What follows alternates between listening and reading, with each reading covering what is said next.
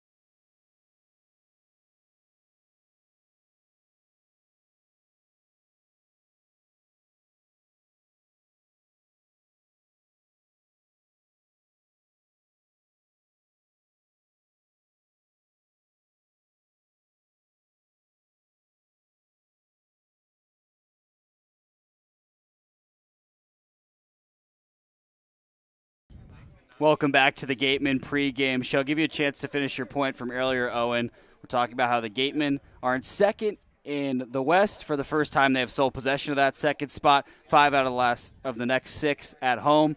And Nick Clayton last night on the mound, dominant in 5 scoreless. He really was. 5 scoreless innings from Nick Clayton. He mentioned to you earlier that he hadn't gone 5 innings since high school. Yeah. So a new position for Nick Clayton, and really showed that he belongs in that starting role. He's sort of transitioning. He's done a lot of relieving at Clemson, and it's just a great performance from him last night, going deep into a game, and he was just fantastic all the way through. To talk about the second big performer, Jimmy Crooks, we'll send it down to the third member of our team, Julia Joseph. Though he did not catch last night, Jimmy Crooks remained in the lineup as the designated hitter. He went 2 for 4, including 4 RBIs and a 3-run homer. I caught up with manager Don Sneddon before the game, who noted how special it is to have a player like Jimmy, who is so dedicated that will even play DH during his day off to get in those extra bats. He'll remain in the lineup tonight, back in his regular spot as the catcher. I'm going to send it back up to Jack and Owen. Thank you so much for that, Julia. That'll wrap up our Gateman pregame show. First pitch in just a couple minutes here on the Gateman Baseball Network. Make sure you're here for it. We'll give you the starting lineups and get right into the game. We appreciate and thank the sponsors who support the Cape League and the 10 teams.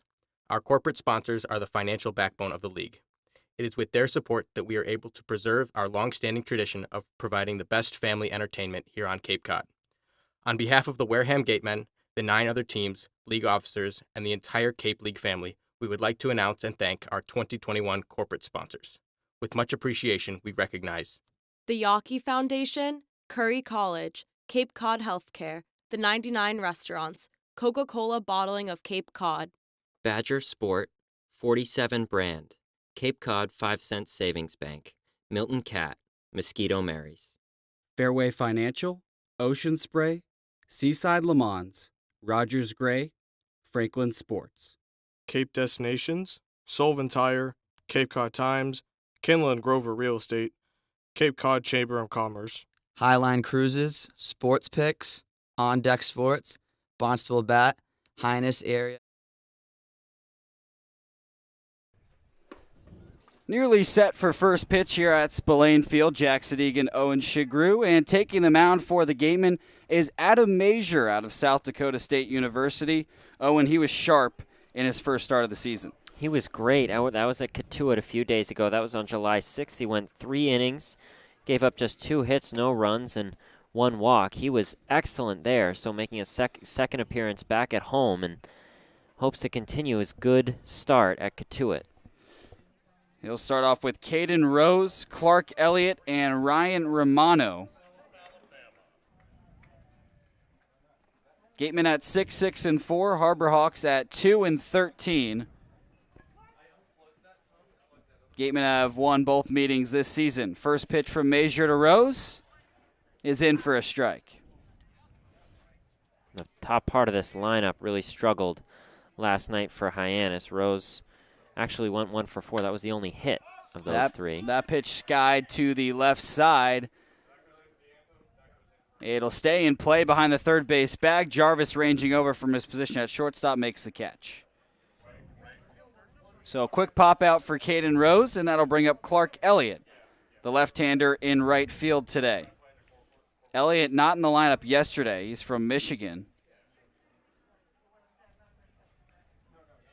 Hasn't played that much on the Cape League season. First pitch to him is outside.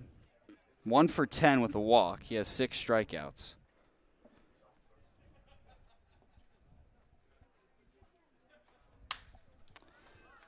And he lifts that one into right field. Kern backing up on it at the wall, makes the grab.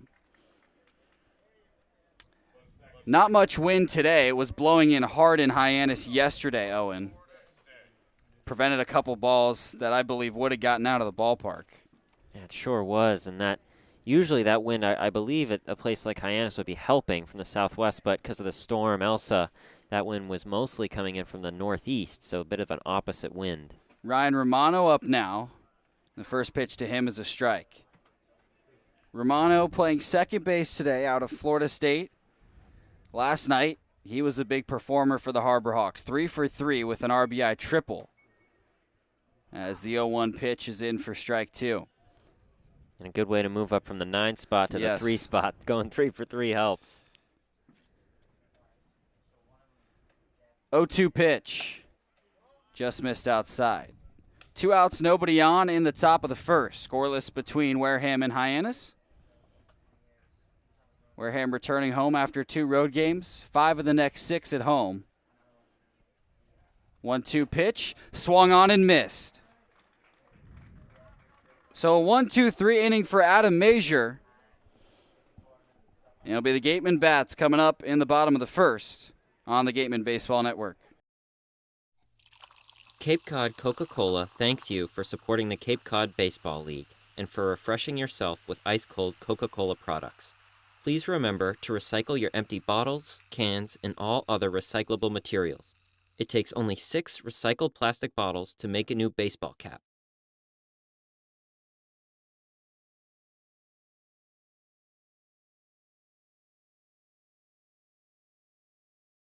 The 99 Restaurant and Pub is proud to be a sponsor of the Cape Cod Baseball League. Visit your local 99 and try their famous colossal lobster rolls. Piled high on grilled brioche and served hot buttered or with just the right amount of mayo and celery with fries and coleslaw. The 99, always the real deal. Badger Sport is a leading provider of superior quality team uniforms and performance athletic wear, including performance t-shirts, fleeces, shorts, and pants. From the fields to the stands and at every practice along the way, Founders Sport Group makes authentic, quality apparel accessible at the speed of the sport. Visit foundersport.com today. Baseball Factory is a company specializing in player development and college placement of high school. We head to the last of the first. Scoreless on the Gateman Baseball Network. Tommy Troy, Tres Gonzalez, and Yohandy Morales leading things off for the Gatemen. And on the mound for the Harbor Hawks is Mark Adamiak out of Arkansas. Yeah, Damiak, this is his 6th appearance. He's gone 5 1/3 so far this season. Has an 8.44 ERA. So he's getting a start tonight, trying to get things started off well for this Hyannis defense that's struggled. They've struggled both offensively and defensively this season. See a fastball and a slider from him. But he's gotten banged up in his appearances on the mound for the Harbor Hawks. This was a team that had one of the league's best ERAs to start the season, but started to dip. And you mix that with an offense that has been performing poorly from the start. And that's the reason they're 2-13 on another 6-game losing streak. Yeah, it's been a tough stretch for Hyannis. 2-13 coming into tonight. And, the Gatemen got done what they needed to last night to get a win and didn't score too many runs, just 4. But like you said, Jack, just a great night on the mound. And they scored when they needed to. That's something that they'd struggled with earlier in the season. We talked a lot about leaving men on base, and they didn't have a million opportunities last night, but Crooks, I think he was the man at the plate last night with those 4 RBIs. So I think that's a good sign for Wareham. Not necessarily scoring too many runs, but scoring when they need to. Win got him back to 500. Wareham has yet to be above 500 this season. A win today could do it. First pitch to Tommy Troy is slapped to the left side. That's picked up on the run by the shortstop, Caden Rose. Throw to first, picked out of the dirt, and that's the first out. First pitch swinging for Tommy Troy. Now 1 out, nobody on for Tres Gonzalez. Scoreless in the bottom of the first. Pretty slick play over there by Caden Rose. Had a charge throwing across his body, and a nice scoop from Pujols, too. Rose was in center field last night, moved over to shortstop today. Righty-lefty matchup here, and the first pitch to Tres Gonzalez is outside. Gonzalez hitting .250, no homers, 2 RBIs. 1-0 pitch, low and outside. Adamiak tried a fastball. And a rare appearance at or near the top of the lineup for Gonzalez. But in center field today, we're used to seeing him. 2-0, grounded right side. Second baseman Romano has it and tossed it to first for the second out. 2 straight groundouts for the Gatemen. Still nobody on base. Scoreless in the bottom of the first. And Yohandy Morales heading to the plate. Yohandy struggled last night, went 0 for 4, but we know he has a lot of power. And he's been gaining some momentum, too. First pitch to Morales. It's a breaking ball for a strike. Morales DHing today. 1 for his last 11 over the last 3 games. 0-1 pitch. Check swing. Missed low and outside. And Morales did not go around. A ball and a strike to Morales out of Miami. Here's the pitch. Fastball inside. Now 2-1.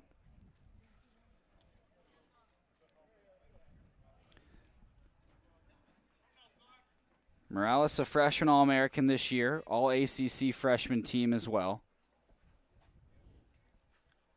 2-1 pitch. Swung on and missed. Went after a high fastball.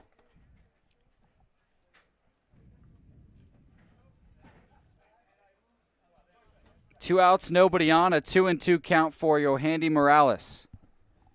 Here's the pitch. In the dirt, full count. Yeah, that last pitch, that fastball up in the zone, Damiak got exactly what he wanted, got Morales to chase, and then going back to the breaking ball in the dirt, and good discipline there with 2 strikes for Yahandy. Stay patient. Good take. Works himself back into a full count. Wareham in sole possession of second in the West after the win against Hyannis last night. 2 games ahead of third place Katuitt, 4.5 back from first place Bourne. Payoff pitch, fouled back. Swinging strike 3. It got back to the backstop, though. Morales heads to first. He's safe. So it'll technically be a drop third strike, although the catcher Post really had no shot at getting that pitch. Initially, I thought it was fouled back. But I guess Morales' bat didn't touch it. Right, it looked like it just off of the glove of Post and went back about 25 or 30 feet here all the way to the backstop and had some good speed. So it was definitely getting there and actually pretty easy for Yahandy to reach first. It brings up the lefty Owen Diodati. First pitch to him is swung on and missed. Diodati in left field today. Out of Alabama. Hitting .286 with 4 homers and 13 RBIs. Started every game in left field this season for Wareham. 0-1 pitch is drilled foul. It's over the right side. Morales on first, 2 outs, scoreless in the bottom of the first. And Diodati quickly behind 0-2. Against Mark Adamiak. The right-hander leans in for the sign. Likes it, working from the belt. 0-2 pitch, swung on and missed. Diodati goes down swinging. Gatemen leave 1 aboard, and we're scoreless as we head to the top of the second on the Gateman Baseball Network. Baseball Factory's vision is to guide both players and parents through the college recruiting process into professionally trained players in order to find a school that is the right fit, both academically and athletically. Contact us at 877-752-6025. Come on over to BB's Bar and Grill for food, drinks, and fun. Located on Cranberry Highway, come in to sample the delicious eats or relax with a drink while enjoying live entertainment. BB's is one of our team meal partners. With professional coaches that provide personalized world-class baseball training, Baseball Factory helps every player take his game to the next level. Get a pro evaluation by calling 877-752-6025.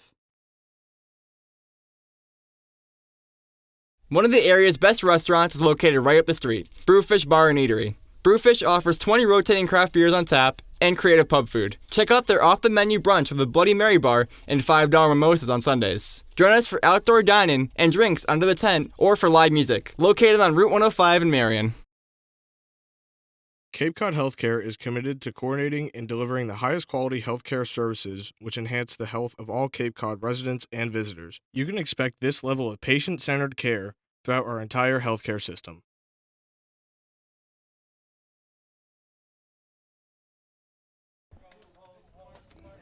Scoreless as we head to the top of the second. Jack Sadighian alongside Owen Sughrue on the Gateman Baseball Network. It was a 1-2-3 first for Adam Major.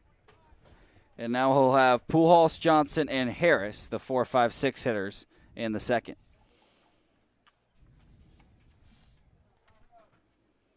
First pitch to Pujols, swung on and missed. Pujols last night, 1 for 4 with a double and 3 strikeouts. 0-1, cut on and missed. Yeah, Pujols in the cleanup spot, 250 on the season. 1 home run. He bombed one last night. It was foul. Here's the 0-2 pitch. Lined foul over the left side. He had the only hit on the July 2nd game against Wareham. That was a 4-0 win for the Gatemen. Their only shutout of the season.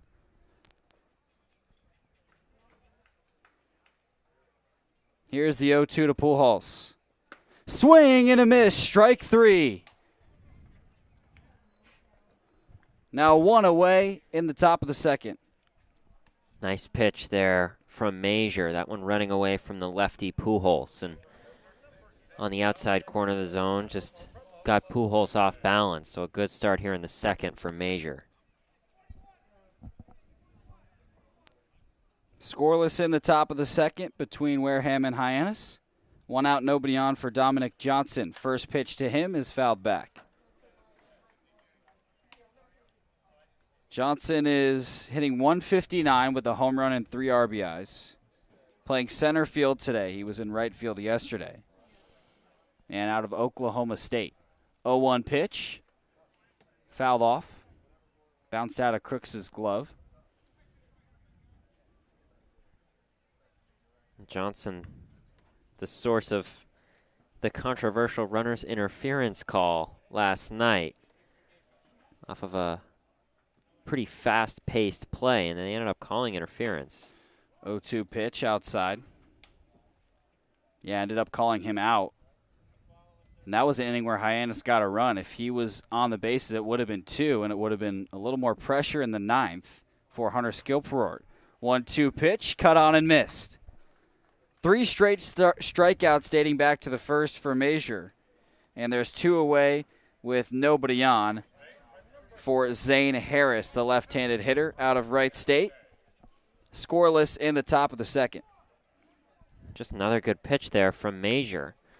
One on the outside of the zone to Pujols in the last batter, and then similar to Johnson, the righty. First pitch to Harris is a breaking ball for a strike. Harris hitting 171 with a homer and 2 RBIs. 0-1 pitch. Fouled off. And dealer's choice here for Major. He's gotten the fastball to finish off the first 2 batters, and we've seen he work that breaking ball in the first pitch of this at-bat. So he's got his choice. Likes his changeup, too. 0-2 pitch, swung on and missed. Crooks dropped it. Has to throw it to first, and he does for the 3rd out. Major strikes out the side. He has 4 strikeouts in 2 innings, and we're scoreless as we head to the bottom of the second on the Gateman Baseball Network. One of the area's best restaurants is located right up the street, Brewfish Bar and Eatery. Brewfish offers 20 rotating craft beers on tap and creative pub food. Check out their off-the-menu brunch with a Bloody Mary bar and $5 mimosas on Sundays. Join us for outdoor dining and drinks under the tent or for live music, located on Route 105 in Marion. Cape Cod Healthcare is committed to coordinating and delivering the highest quality healthcare services which enhance the health of all Cape Cod residents and visitors. You can expect this level of patient-centered care throughout our entire healthcare system. Imagine waking up to a seaside breeze, a fishing fleet leaving for work, and a crimson sun rising over seals relaxing on the sandbars. This is the experience of Chatham Bars Inn, Cape Cod's premier resort and spa. To learn more about Cape Cod's finest luxury hotel, resort, and spa, visit chathambarsinn.com. Cape Cod Healthcare offers a comprehensive array of medical services delivered by top-notch teams of healthcare providers. Their physicians provide the best evidence-based and proven medicine at their state-of-the-art facilities. If you need them, they'll be there.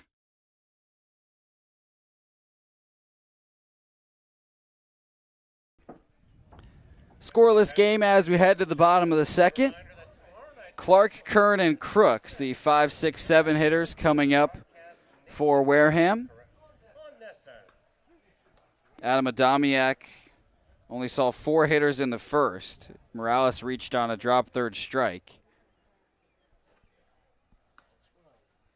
But ultimately, Diodati struck out right after to end the inning. Yeah, Diodati, he has had a little bit of trouble early in games, got some strikeouts, just sort of calibrating, finding his rhythm at the plate. So another one there, but tends to come alive as games go on. So not a bad sign for Diodati, just getting set there at the plate. Righty-lefty matchup to start for Kellum Clark. His 3rd game for Wareham. He's 0 for 5, but has reached 3 times. 2 via walk and 1 on a hit by a pitch. First pitch to him is hammered to center field. That'll back up Johnson a couple steps. Now he settles and makes the catch. So one away in the bottom of the second. Nobody on for Cade Kern in a scoreless game. Kern in right field today. Snapped an 0 for 16 streak with a base hit in the 7th last night. So hopefully that sparks his season back where it was early, as the first pitch to him misses low. Early on in the year, his batting average wasn't very high, but a couple big home runs. He was racking up RBIs. Then things just slowed down. 1-0 pitch. Swung on and missed. Yeah, Kern with 11 RBIs on the season, 2 home runs, and again, that average coming in tonight at 167, but he really does have power, and I think in a lot of ways that RBI count, he's been clutch. He's been able to drive in guys who've been on base. The 1-1 is low.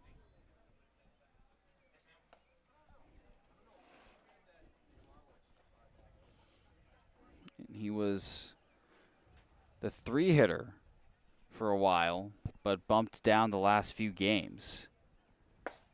2-1 pitch, low and outside. Fastball missed the spot. Hitters count for Cade Kern. Lights on here at Spillane. Sun is still out, but will set shortly. 3-1 pitch, swung on and missed. Nice breaking ball by Adamiak. Yeah, good breaking ball. He's got some fastballs early in this count. And Kern just a little bit ahead of that one.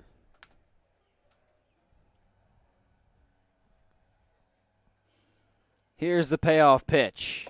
Swung on and missed. Got him, strike 3. Second strikeout for Adamiak. Now 2 away and nobody on for Jimmy Crooks. DH yesterday, catching today.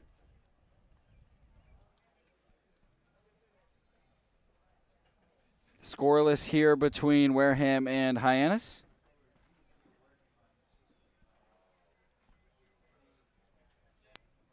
First pitch to Crooks, low and inside. Yeah, Crooks was the man last night. 4 RBIs. He had that huge 3-run home run and also the RBI single earlier, and a really good decision, have him at DH.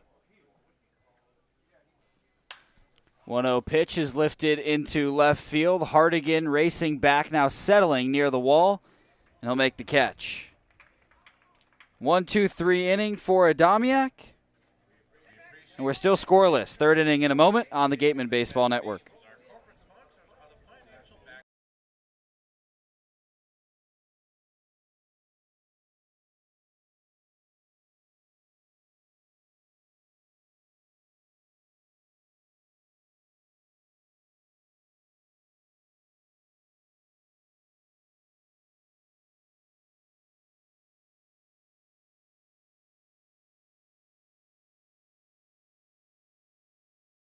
Cape Cod Healthcare offers a comprehensive array of medical services delivered by top-notch teams of healthcare providers. Their physicians provide the best evidence-based and proven medicine at their state-of-the-art facilities. If you need them, they'll be there. Cape Cod Coca-Cola thanks you for supporting the Cape Cod Baseball League. Cape Cod Coca-Cola has been proudly refreshing the community for over 30 years, and we're honored to support the Cape Cod Baseball League and many other wonderful organizations on the Cape. Cape Cod Healthcare is committed to providing tools and resources for your sustained well-being. We recognize the vital role of preventative medicine in your health journey and want to help you not only get well, but stay well.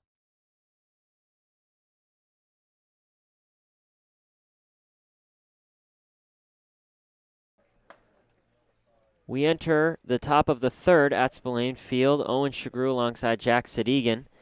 Gateman scoreless with the Harbor Hawks so far. Adam Major has been excellent on the mound. 16 strikes to just 3 balls so far. He's gone 1, 2, 3 in his first 2 innings. It's Greer, Post, and Hardigan in this inning for the Harbor Hawks.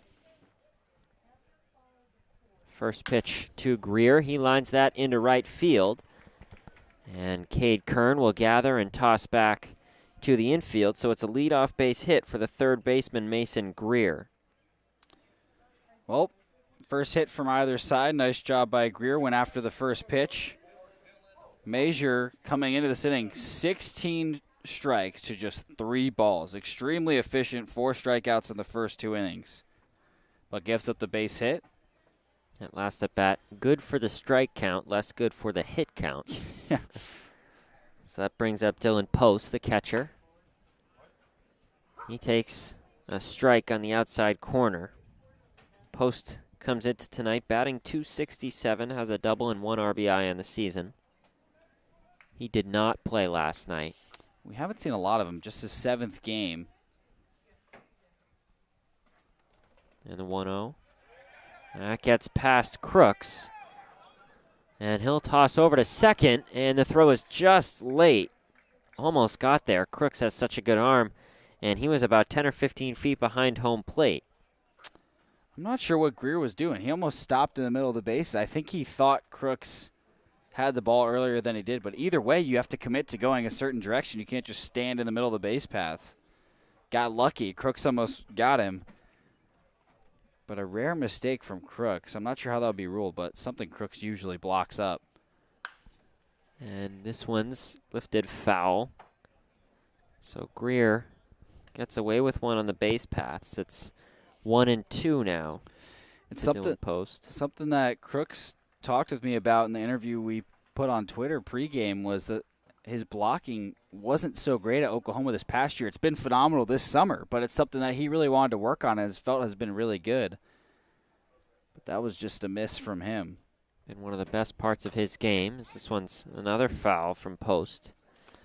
And it's ruled a wild pitch. So, I mean, for as much as we're talking about this, it technically was not Crook's fault. Just something we're used to seeing him get and something that I know he feels like he should have. So it's 2-2 with Greer taking his lead on second here in the top of the third.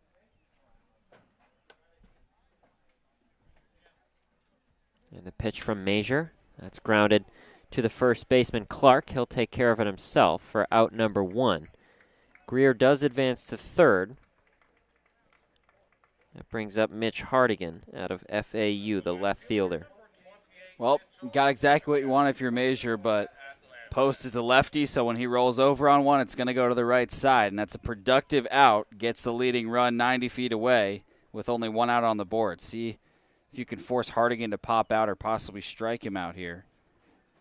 This is a Harbor Hawks team that strikes out a lot. First pitch to Hardigan. He swings and misses. So it's 0-1 to the left fielder. They struck out 8 times last night, but averaged 12 strikeouts a game. And the 0-1 from Major. This one's hit up high. Backing up is Jarvis, and calling him off is Diodati. He makes the catch. And Greer holds up at third. So 2 away. Another productive at bat in the eyes of Major. So he's 1 out away.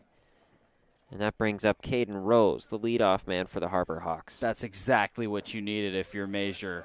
Force a pop-up from Hardigan. He does it. Diodati has an easy play in shallow left, and there's nowhere for Greer to go. Now you're an out away.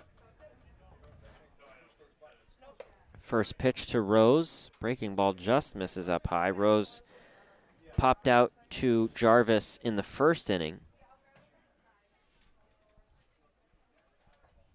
And the pitch from Major, this one's fouled back over the backstop. So the count even at 1 for the shortstop out of Alabama. And he lined out to his fellow shortstop out of Alabama, Jim Jarvis. Yeah, well, usually Rose is in the outfield. And the 1-1, that's in there for a strike. Alabama pretty well represented tonight. Of course, Jarvis and Diodati for Wareham and Rose for the Harbor Hawks.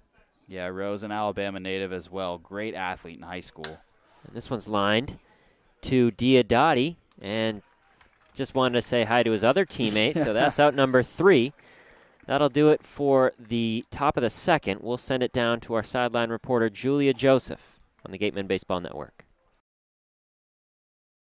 Here with Anthony Frechette. Just 5 days ago, you made your debut as a Gateman. What's your transition been like in the Cape League so far? It's been a little tough because where I was coming from wasn't as high-level competition, but I think I'm adjusting pretty well. Love the competition here, love the team, so everything's going good. You were just one of 2 Gatemen last night who had multiple hits. How do you feel about your performance last night, especially rising to the challenge, as you said, coming into this tough league? I felt pretty good at the plate. A lot more comfortable after my first game, but me and Jimmy did a decent job handling pitching yesterday. Still room to grow and everything like that, but I felt pretty good last night. Great. Thank you, Anthony. Thank you.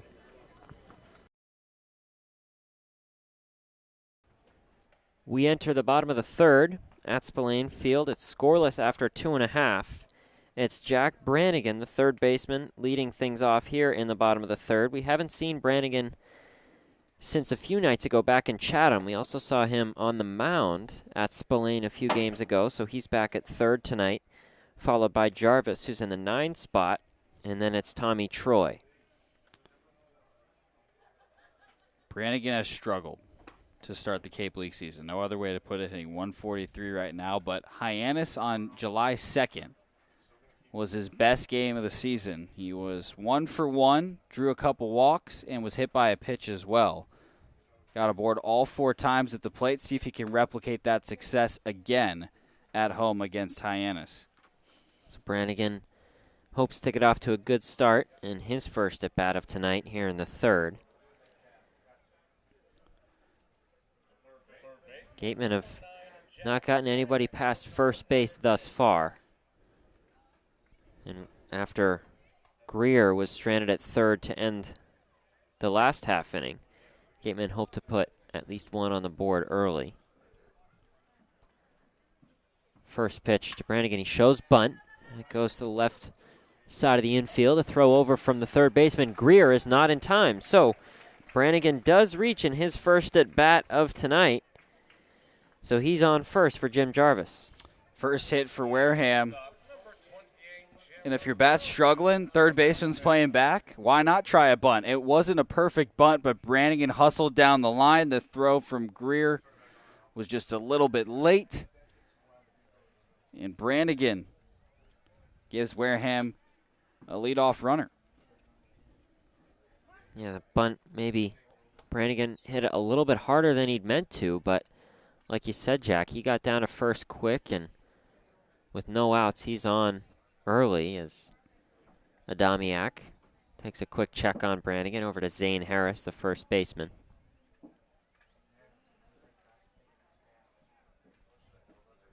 Jarvis still awaiting the first pitch, again in the 9 spot. He's been early in the lineup most games so far. He shows bunt. He pulls back, and a back pick from Dylan Post over to Harris. That's not quite in time, so Brannigan been busy once he's been on first base. A pickoff first from Adamiak and then from Post. So the home whites getting a little bit more gray for Brannigan.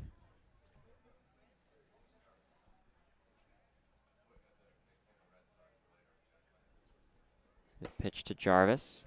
That's in there for a strike, so it's 1-1. To the shortstop out of Alabama. Not used to seeing him in the 9 spot. It's his first time not in the 1 or 2 spot in the lineup.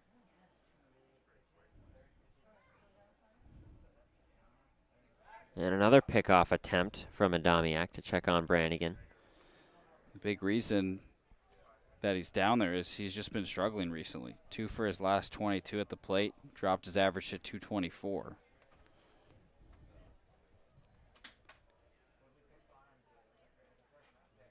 So it's 1-1 for Jarvis. Pitch just misses up high and outside. So 2-1. Jarvis also has 3 doubles and 5 RBI. So it's just he's been on a bit of a cold streak as of late. And in the 9 spot, you think that if he can regain some of that success he'd had earlier, could set up the offense well as he takes the 2-1 low and inside. So 3-1 count. Normally he's behind, and that's been his issue, is his 2-strike approach, which is normally so good, hasn't been working as much recently, and that'll just catch up with you. You don't want to be in 2-strike counts. Simple as that, even if you're a good two-strike hitter. But good Just job getting it to 3-1 here. another pickoff attempt to Brannigan, so he heads back safely. Jarvis, only 16 strikeouts and 173 at-bats this past season. That's the fewest from Alabama's everyday starters in 2021. So it is unusual to see some of his strikeout struggles. Usually so good with 2 strikes as he grounds this to the right side of the infield, and that gets past the second baseman, Romano. Brannigan heading to third and gets past Greer, and Brannigan in safely to score. So a hectic play results in Jarvis on second, Brannigan in to score all the way from first, and the Gatemen have a lead here in the bottom of the third. Wow. What a sequence, Owen. So Jarvis grounds to the right side. Brannigan first has to dodge it in between first and second. He does. It gets into right field and then makes a bad decision. He should not have headed to third. The throw was way out ahead of him, but Greer completely missed it. He would have had the tag by a mile, missed it. It gets by the third base bag. Brannigan scores, and Jarvis gets to second. What a sequence, and the Gatemen will take it. Gatemen up early for Tommy Troy. Second baseman from Stanford takes a ball up high. Troy grounded out to short in his first at-bat. Troy was 0 for 5 last night. He's been so good both ways so far this season. And Adamiak will step off to reset. Jarvis so good once he's on base. Very active taking his leads, and the pitch coming from Adamiak, and that takes a bounce off the catcher post, so Jarvis heads to third. And it's 2-0 now for Troy with his teammate Jarvis 90 feet away. Well, here we go. You can feel the momentum moving towards Wareham here in the bottom of the third. They finally broke the scoreless tie with a little bit of help from bad defense. 2-0 coming to Troy. He takes a check swing. Doesn't go. That one missed low. It's 3-0. Well, there's no reason to swing at this 3-0 pitch.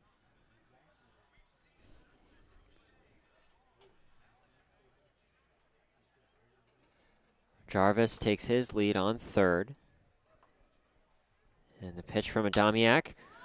Troy swings, and that gets through the left side of the infield.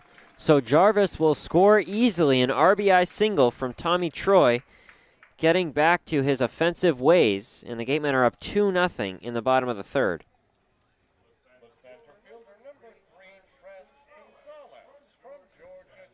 Troy's 5th RBI of the season. And the Gatemen are rolling. 3 straight base hits, 2 runs on the board. And 2 struggling guys started. Jack Brannigan, who's hitting under 200, leads off the inning with a bunt single. And then Jarvis, who was 2 for his last 22, gets a base hit.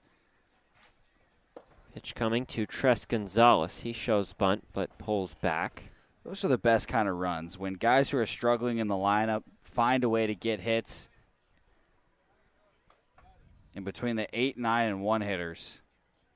Wareham with already 2 runs in the bottom of the third. Good sign from Brannigan, Jarvis, and Troy as Troy heads to second. The throw from post gets over Caden Rose, but the center fielder, Dominic Johnson, is there to cover, so Troy will stay put at second. Throw just missed way up high from Dylan Post. That's Troy's 5th stolen base of the season. Yeah, and he didn't have a great jump, but obviously not a great throw from Post. Got way over second. I think if it was an accurate throw, it would have been close. Bang, bang play. But a nice steal by Troy. He's in position for Gonzalez. Gonzalez grounded out to the second baseman Romano in the first. He was 0 for 3 last night with 1 walk. batting .250 on the season. Again, at center field tonight. There's some movement in that outfield. We've seen Cade Fergus in there a little bit. Gonzalez back there tonight. The 0-2, it's fouled back towards us. So it's 2-1 for the center fielder out of Georgia Tech.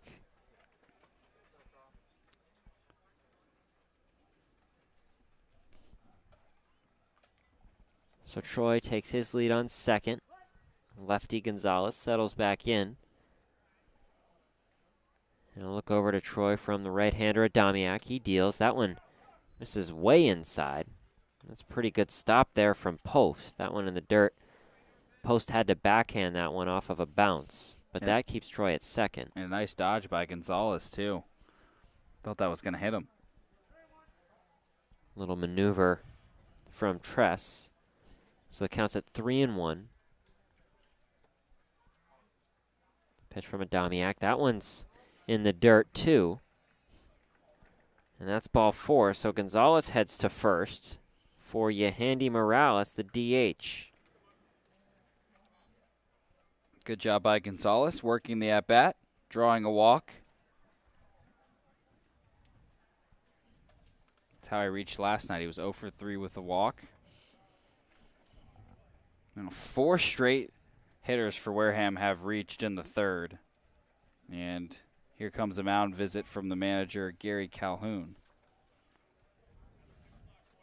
Adamiak been struggling here in the third much more than he did in either the first or the second. So Calhoun coming to try to settle things down as the home plate umpire joins the conversation on the mound.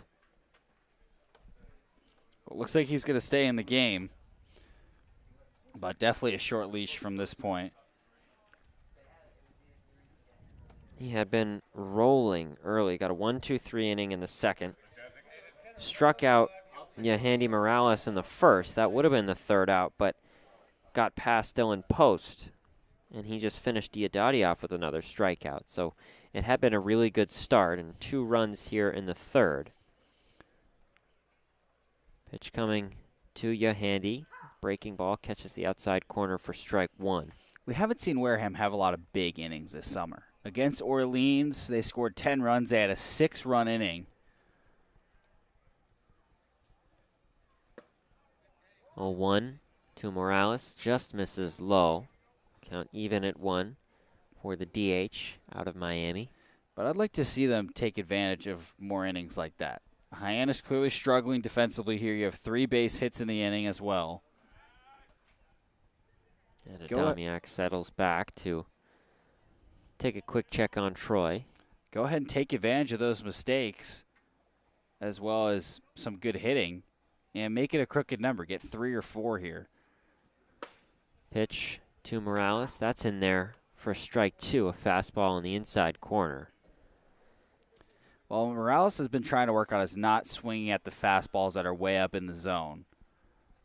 That was a good take on a low pitch, but I think that's setting up the top of the zone pitch here.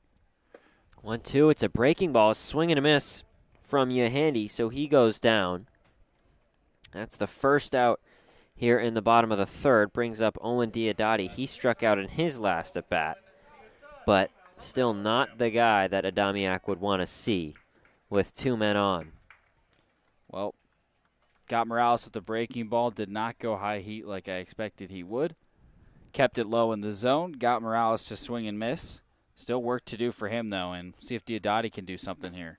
First pitch to the left fielder. Diodati misses low and inside. He's been really quiet over the last 4 games or so. Did have an RBI single against Chatham. Was likely the best hitter to start off this Cape League season. It's just been a little quieter. Runners go. The throw over to third is not in time. So Troy heads over to third, Gonzalez to second. 2 men in scoring position for Diodati with just 1 out in the third. Well, that was a hit and run. Diodati swung and missed, but luckily Troy fast enough to beat the throw. And really, Greer probably should have had that tag. It wasn't a perfect throw, but the throw was right on the bag, and Greer just caught it, didn't move his glove. I'm not sure what happened there, but he should have had Troy at third. A couple miscues by the third baseman, Mason Greer, in this game. 1-1 to Diodati. Owen fouls that back by the Gateman dugout. So that's 2 stolen bases for Troy in this inning, his 5th and 6th of the season. Yeah, Wareham has 2 of their fastest base runners. Gonzalez on second is fairly quick as well. He's stolen 4 bags this summer. Long look from Adamiak to post. And a look over to third, and now the pitch to Diodati. He grounds this to the first baseman, Harris, who looks off Tommy Troy. And Diodati saying he fouled that one off his right foot, and the umpires will converge to check on that. Well, at first I thought Diodati was hurt because he started limping for a second out of the box, but he's saying it fouled off of his foot. And I don't think the umpires are going to agree with him. So Diodati heads back to the dugout, and in his mind it was no doubt. I didn't see that right off the bat, Jack, and must have seemed strange. And for him, well, we don't have the angle because that home plate umpire is right in front of our view of his foot. Snedden's out of the dugout. You have to defend your player here. There's no reason that Diodati would say it hit his foot if it didn't.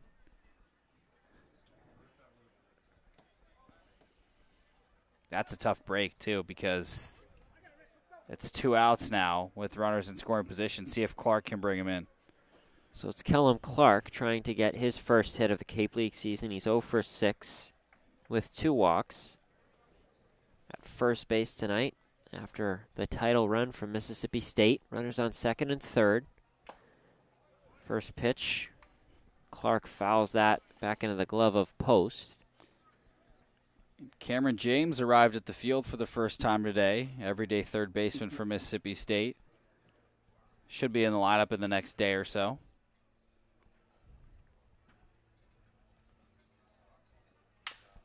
And this one's grounded toward the right side of the infield. Harris, the first baseman, tosses over to Adamiak.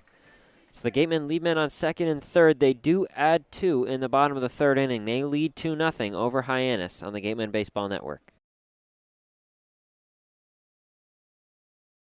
Curry College is where you go to become anything you want. Curry prepares students to engage in successful careers with learning beyond the classroom. Explore undergraduate programs, NCAA Division III athletics, and continuing education and graduate studies, including 5th-year master's programs at www.curry.edu. The Wareham Gatemen would like to thank Franklin Sports for their sponsorship. Franklin is proud to be the official batting glove of the Cape Cod Baseball League. This summer, all 10 teams are wearing their own custom team batting gloves, courtesy of Franklin Sports. To create your own, visit franklinsports.com/custom. Enter code CCBL20 for 20% off your purchase. From the Cape to the majors, only the best hitters in baseball wear Franklin.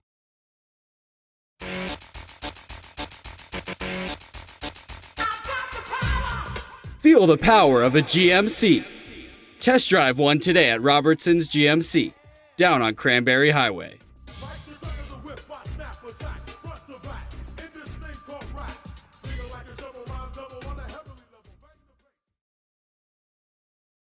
Wareham House of Pizza has been serving Wareham and Marion for over 40 years with steak and cheese, pizza, and subs. Located in Shaw's Plaza, head on over for pickup or let them deliver to you.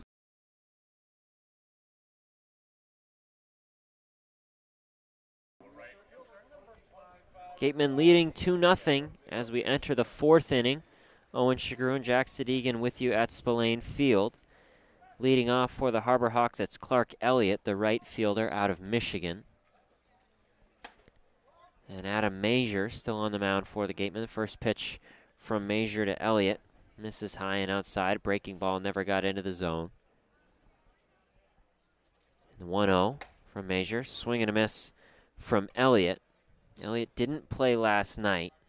He's struggling so far this season. Now 1 for 11 with a walk and 6 strikeouts. 1-1 from Major. Fastball catches the outside corner. It's 1-2. Well, Major, much like his first outing of the season against Katuitt, looks really solid so far. 3 great innings. He's only given up 1 hit. That was Mason Greer to lead off the third. He ended up on third, so there was a little bit of pressure on Major, but he was able to get out of it, forcing a pop-up to shallow center and then shallow left and a fly-out to center. That's a swing and a miss from Elliott, so it's a strikeout to start things off here in the top of the 4th for Major. That's his 5th strikeout of tonight. It brings up Ryan Romano.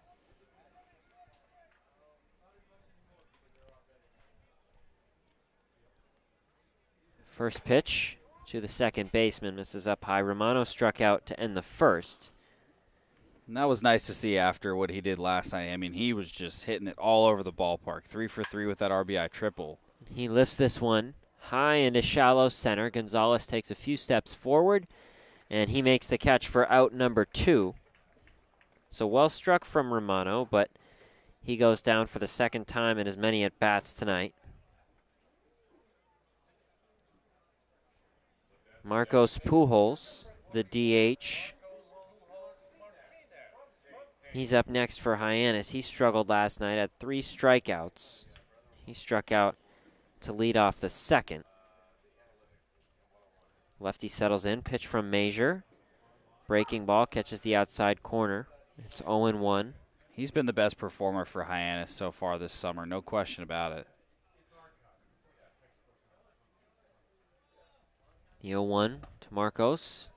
Another breaking ball, similar spot on that outside part of the plate. That's in there for strike 2.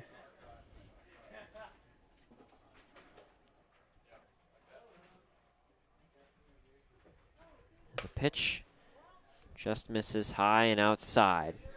Tried to go to the outside of the plate again. Came fastball, missed his spot. I'd go breaking ball here. And home plate umpire calls time after Pujols gave the signal, so it's still 1-2. Pitch. That one's grounded toward the left side of the infield. Brannigan fires over to Clark. A great throw from Jack Brannigan at third base to Kellum Clark. And that ends the top of the 4th here at Spillane. Major's 4 scoreless. Gatemen lead 2-0 on the Gateman Baseball Network. One of the Gatemen's favorite places for their post-game meals is Cool Cone, where you can get anything from fried clams and fried chicken to an ice cream sundae, and then top it all off with a round of mini golf. Cool Cone, located on Route 6 on the Wareham-Marion line.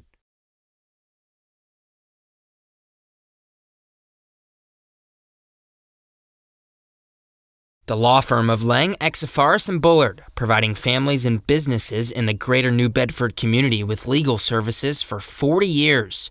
We look forward to serving you. For an appointment, call 508-992-1270. We invite you to learn more about the law firm of Lang, Exafaris & Bullard by visiting our website, lxblaw.com. Legacy Insurance Agency at 213 Main Street here in Wareham can offer you coverage for all your insurance needs. We have the bundle discounts, the accident forgiveness, the vanishing deductible, no loss, etc. But unlike those gimmick companies, we can quote you with multiple carriers. So forget the lizard and price tool and come talk to a professional. We'll help you find what's right for you.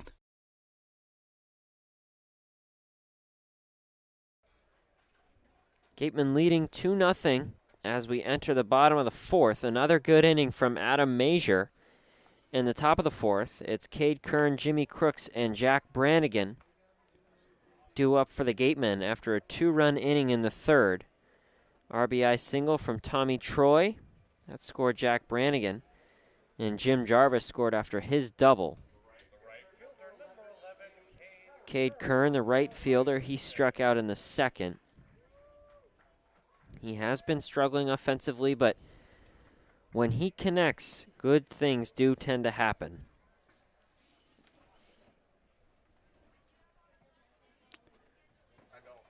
First pitch from Adamiak to Kern. That's in there for strike 1. Some MLB draft updates. Henry Davis goes number 1 overall to the Pirates, the catcher out of Louisville. And number 2, Jack Leiter out of Vandy. Pitch to Kern. He swings and misses on that high fastball. And some moans and groans from Red Sox fans that know their team's picking 4th in this press box. I think you're one of those, Owen. I sure am. I was crossing my fingers for Leiter. 0-2 to Kern. He grounds that to the third baseman, and that takes a hop and gets by Greer. So Kern reaches, and he's aboard for Jimmy Crooks. What an odd hop that was. At the very last second, bounced up on Greer. He hasn't played the best at third, but that wasn't bad defense. That was just a tough hop, and couldn't recover on it. You could rule it either way, though. I could see that going as an error or a hit. Took a bounce sort of at the border between the infield grass and the edge of the stone dust and just hopped way up on Greer. Cade Kern takes his lead at first. The pitch to Crooks. That's in there for strike 1. And they'll give Kern a single for that. That seems reasonable to me. It didn't to me. Agree. Yeah, seem like there was too much Greer could do. So with no outs and Kern on first, the 0-1 to Crooks. He grounds this toward the right side of the infield. That gets past the first baseman, Harris. Second baseman, Romano, tosses over to Adamiak. That's out number 1. Cade Kern does get to second. That's 1 away for Jack Brannigan. Well, you get the runner over in scoring position with 1 out. See if Brannigan can get another hit here.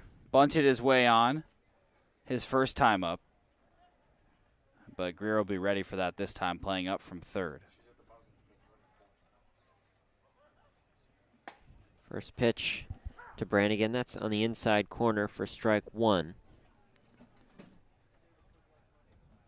Brannigan, again, who didn't play last night, did play against Chatham. He's back in the lineup with Morales and Brannigan Williams. There's been some movement on that left side of the Gateman infield. 0-1 to Brannigan. That's a breaking ball. That's in there for strike 2. So it's 0-2 for Brannigan with Kern taking his lead on second. 1 out here in the bottom of the 4th. And a nod from Adamiak. And the 0-2 coming. And a swing and a miss from Brannigan. So he strikes out to record out number 2 here in the bottom of the 4th. Brings up Jim Jarvis. Oh, tough at-bat for Brannigan. One more chance here with Jarvis.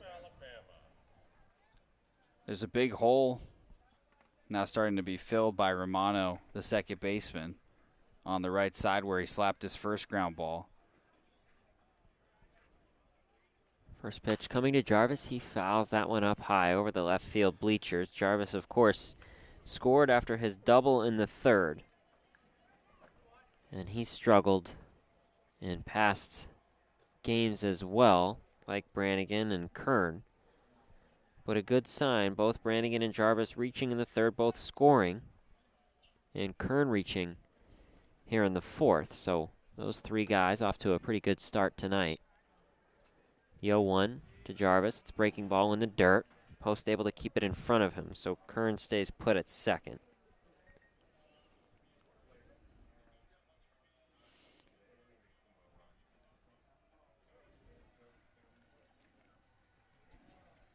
Adamiak with a few more breaking balls here in the 4th. He's pretty fastball heavy. 1-1 to Jarvis. That's in there for strike 2. So, like you mentioned earlier, Jack, Jarvis down again. It's 2 strikes for the shortstop. And I was a little surprised when Hyannis brought Adamiak back out for the 4th. He had a mound visit in the 3rd, got a little bit banged up. But they sent him back out, and he's 1 pitch away from getting through the 4th and eating up a valuable inning for Hyannis' bullpen.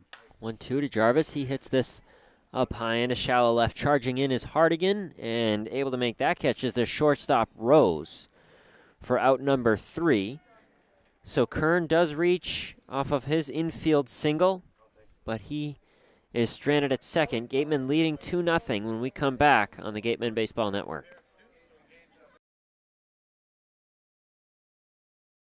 Got legal trouble? Attorney Mark Deshays is here to help the greater New Bedford area with real estate and business law, estate planning, and probate. Visit him today.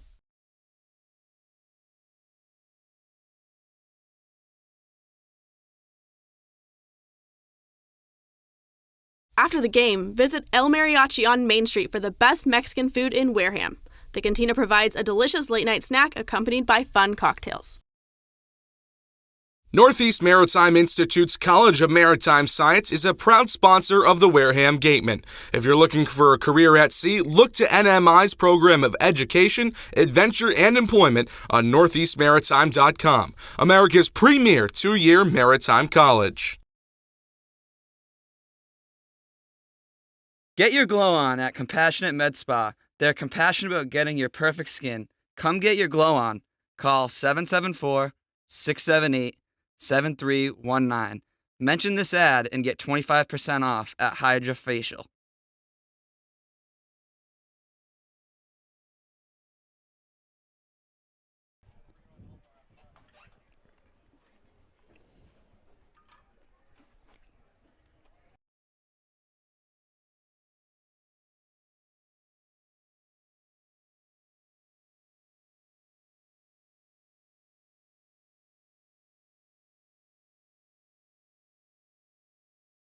Okay. Welcome back to the Gateman Baseball Network. 2-0 lead for Wareham as we enter the top of the 5th. Dominic Johnson at the plate. The first pitch to him is a fastball for a strike.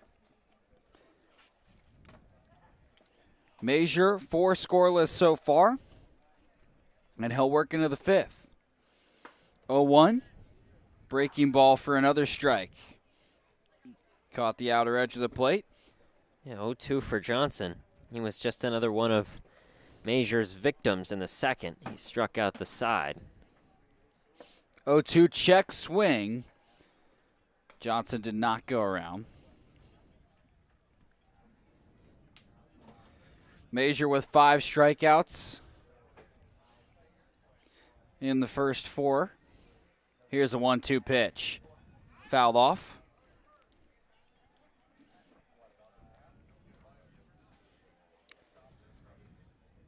Wareham's 2 runs came in the 3rd. They had 3 straight base hits and an RBI single from Tommy Troy.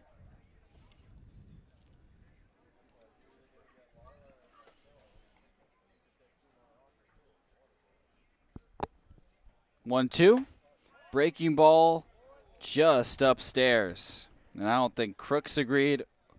I don't think Major agreed. And I don't think I agreed with that call. Crooks was on his hop. He was ready to throw over to Brannigan. 2-2 pitch.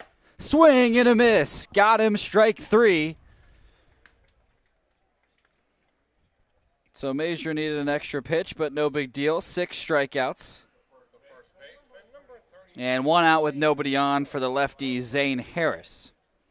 2-0 Wareham in the top of the 5th. Harris getting a strong defensive shift. 3 infielders on the right side as the first pitch to Harris misses outside. He struck out his first time up in the second. Update on the MLB draft. Henry Davis being picked first as that is grounded down the first baseline. Stays fair, scooped up by Clark, and he'll step on first for the second out.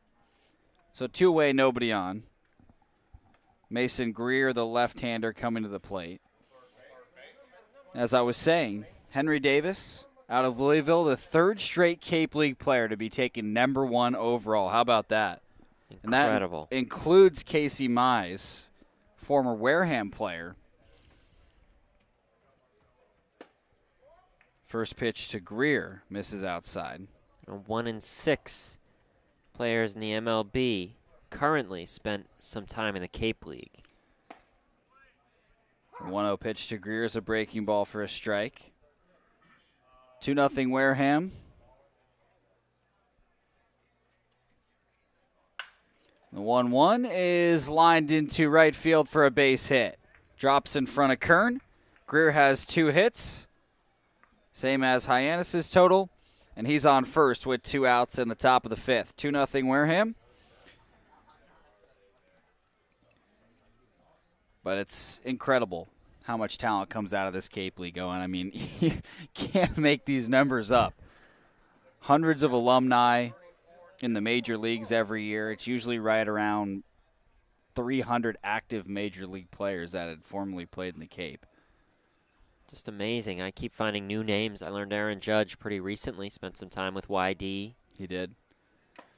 Dylan Post up now. First pitch to him is foul tipped into the mid of Crooks. Post grounded out to first in his first appearance in the 3rd.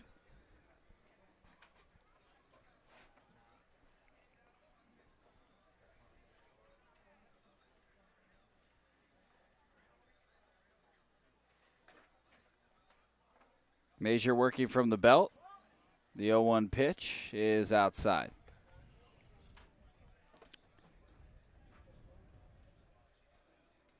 "17 All-Stars this season are former CCBL alums. That includes 3 from Wareham, Kyle Schwarber, Max Muncy, and Matt Barnes. All guys who are huge names. I mean, Schwarber was a big part of the 2012 team. He's probably the most famous Wareham name around town because of what he did in that 2012 championship, 2 home runs in the 9th and 10th inning to help lift Wareham to their first championship in 10 years. 1-1 to Post is a fastball for a strike.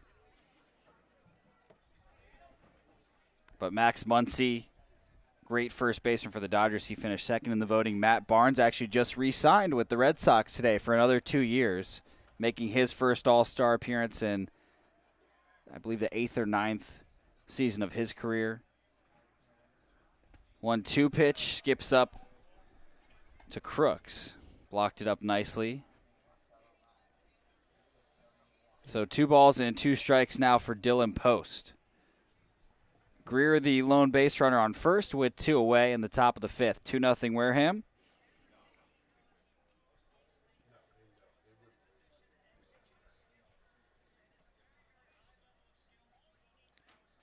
Two pitch. Chopped on a high hop to the left side. Brannigan has it on the run. His throw to first is in time. Jack Brannigan taking care of business on the left side, ranging a long way to make that play. Actually jumped in front of the shortstop, Jim Jarvis. So 2-0 Wareham, bottom of the 5th in a moment on the Gateman Baseball Network.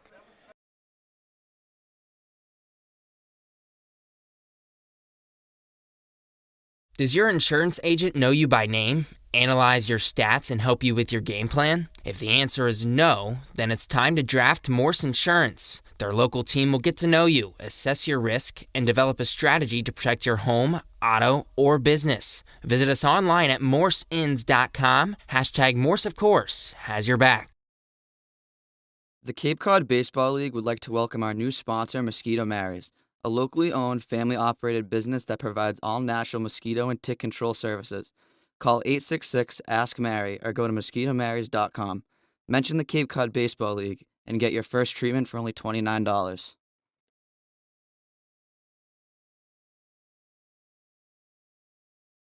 Serving southeastern Massachusetts and Rhode Island, Office Technology Group has been the area's source for advanced digital multifunctional copiers since 2009.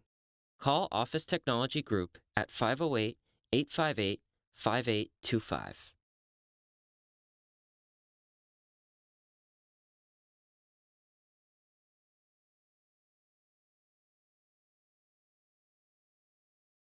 What's up, Gateman fans? Looking for Wareham jerseys, shirts, and hats?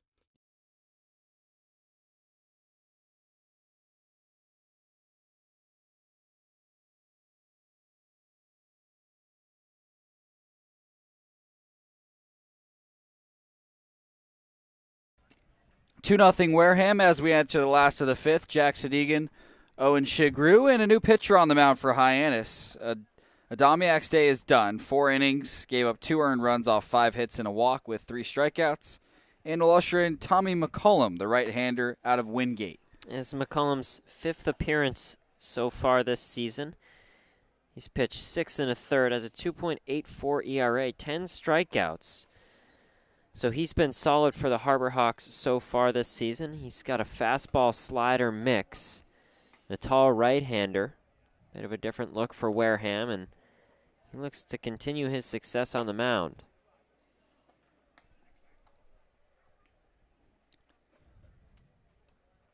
He'll have the top of the order for the Gatemen: Troy, Gonzalez, and Morales. Tommy Troy making his way into the right-handed box. Both of Wareham's runs came in the 3rd. 3 straight base hits and an RBI single from Tommy Troy. Put the 2 runs on the board. Got a little bit of help from some bad defense from Hyannis.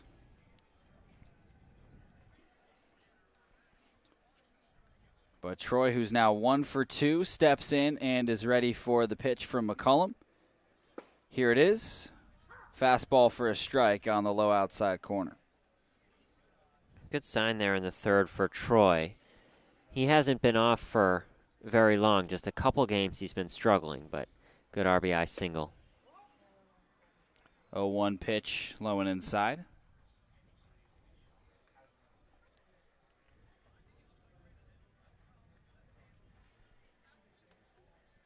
Troy leading off the last of the 5th. The 1-1 is upstairs.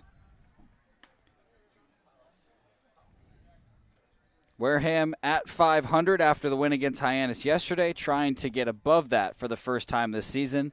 They are in sole possession of 2nd in the West as the 2-1 pitch is low.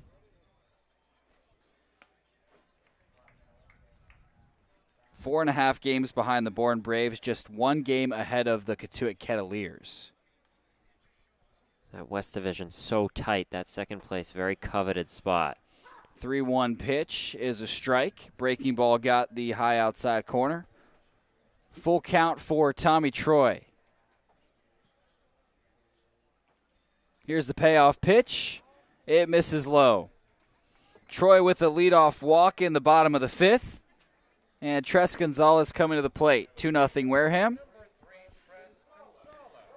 But speaking of that close division race, some scores from around the Cape. In the West, Cotuit and Falmouth. At Falmouth, Cotuit leads 3-0 in the top of the 5th. And Bourne trailing Chatham 4-1 in the bottom of the 2nd. See if Chatham can give Bourne their 2nd loss of the season. First pitch to Tres Gonzalez is a fastball for a strike. They've seemed unstoppable this year, Owen. They finally got their first loss to Cotuit on, I believe, July 1st. 0-1, bouncing ball to the right side. Romano has it, goes to 2nd for 1, throw to 1st is late. So a fielder's choice, 4-6 put out. And there's 1 out. Gonzalez, the base runner, now at 1st, with Morales coming to the plate. 0 for 2 with a couple strikeouts. Did reach in the 1st after a drop 3rd strike.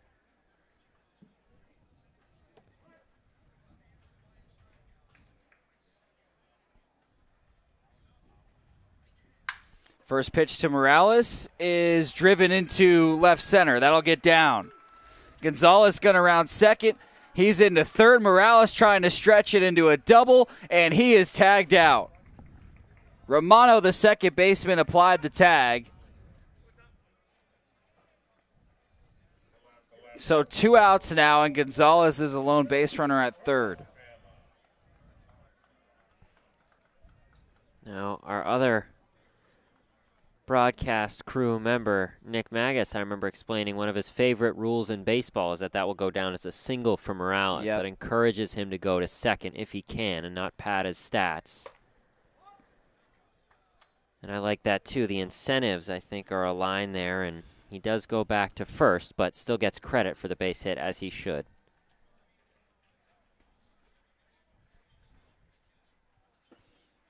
Yeah, but I wish he didn't go, and there'd only be one out. Right? That too. Good try, though. I think he thought the throw was going to head to the third base bag, just got caught when it went in a second. Yeah, heads-up play there from Hardigan at left, making the right decision. Diodati took the first 2 pitches for balls. Now it's 2-0 to him. And that pitch is swung on and missed. Really nice changeup there from McCullum. He'd gone 2 fastballs low, and that one, easy delivery from the tall right-hander, Diodati in front of it. 2 balls and a strike to Diodati. Gonzalez waiting 90 feet away. Wareham up 2-0. 2-1 pitch is fouled back. Diodati 0 for 2 with a strikeout.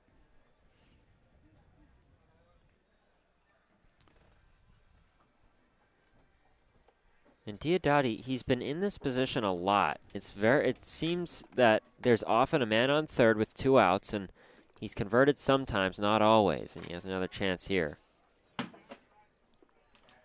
Well, recently, it's been a little bit of a struggle for him at the plate as that pitch misses to make it a full count.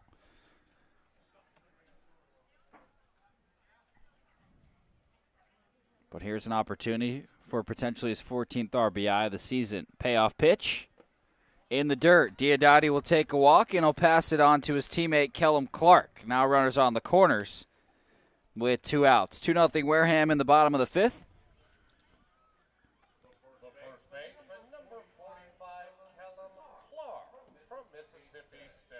Second straight lefty bat McCollum will have to face.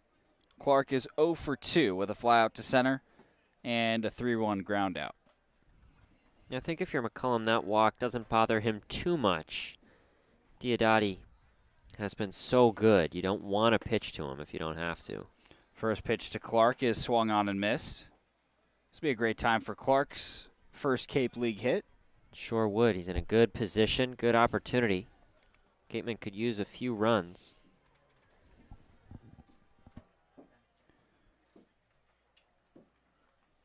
The 0-1 is in for a strike. So Clark quickly behind 0-2.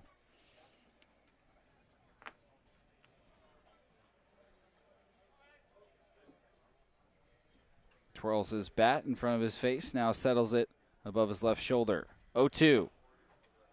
Low and outside. Came with the fastball. Good take there from Clark. He batted .237 this past season at Mississippi State. 5 home runs and 14 RBI. And he was a fixture late in the season. 1-2 pitch. Diodati went from first. It was fouled off. So Diodati will have to return to first. Gonzalez at third. 2 away in the bottom of the 5th. Clark trying to add to a 2-run lead. McCollum set at the letters. 1-2 delivery. Rolled over, foul. That was down the first base line. Diodati win again. He'll have to return to first yet again.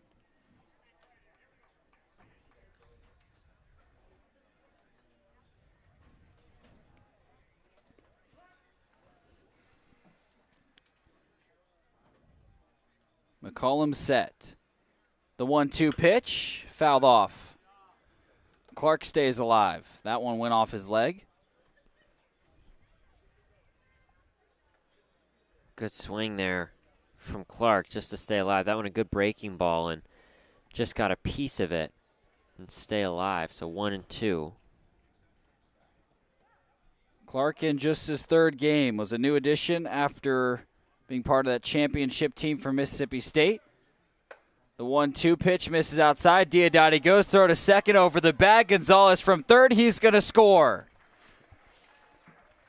Throw never came back to the plate. It's 3-0 Wareham.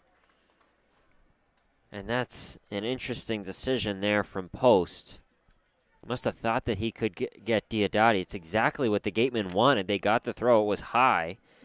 Good throw from Romano to stop it from going into the outfield, but at that point, Gonzalez had such a good jump, he was able to score easily. The 2-2 to Clark is fouled off. So now it's Diodati on second, still 2 outs. And it's 3-0 Wareham. Only one of their runs has come via an RBI. That was Tommy Troy. He knocked in Jack Brannigan.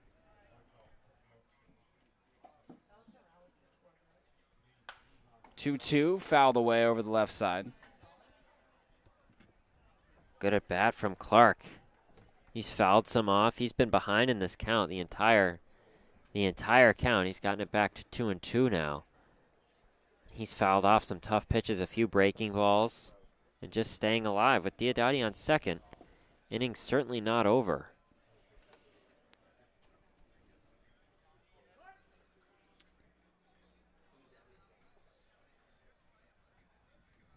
McCollum a look at second. The 2-2 pitch in the dirt. That gets past post. Diodati heading for third. He's going to get there without a throw. Post just lost that one behind the home plate umpire. Diodati keeping an eye on that and saw once Post had lost it, he decided to head to third. So after Gonzalez scored from third earlier in this at-bat, Diodati now on third. Well, this is the 11th pitch of the at-bat coming for Callum Clark. Refusing to go down.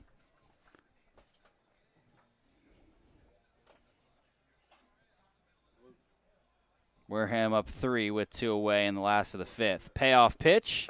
Swung on and missed. Clark battled for 11 pitches, but ultimately strikes out. Wareham does get 1, though, as Gonzalez comes in from third, advancing on a throwdown to second. 3-0 Wareham. 6th inning in a moment on the Gateman Baseball Network.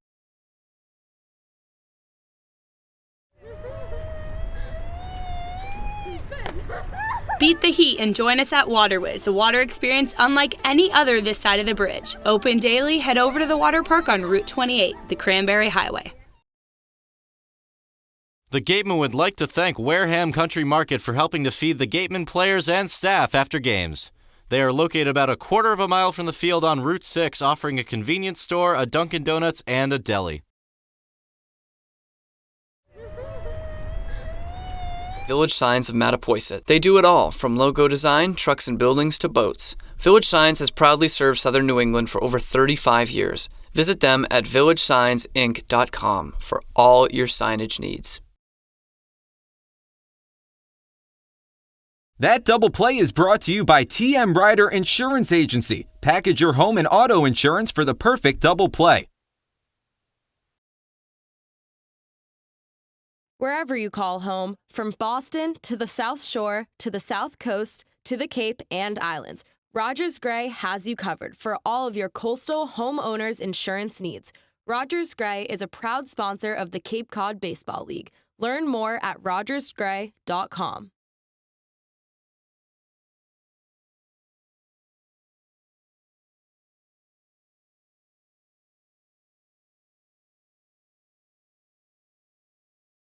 Three 0 Wareham as we enter the top of the 6th. Jack Sadighian, Owen Sughrue. And Major did his job. 5 scoreless innings. And he's going to get to sit down. Only gave up 2 hits, 6 strikeouts. And Marquise Johnson, the right-hander out of Long Beach State, takes the mound. Yeah, great performance from Major. Remarkably similar to Katuit on the 6th. 5 scoreless. Here, just 2 hits. We went 3 earlier, but still just 2 hits here, and just another great performance from Major. So Marquise Johnson, he's fastball, curveball are his go-to pitches, and this is his 2nd appearance. Just pitched an inning earlier this season. Gave up just 1 hit, no earned runs.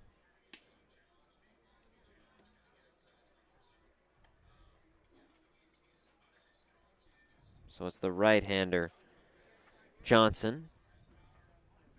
He's out of Long Beach State, like his former teammate, Devereaux Harrison, now at Team USA.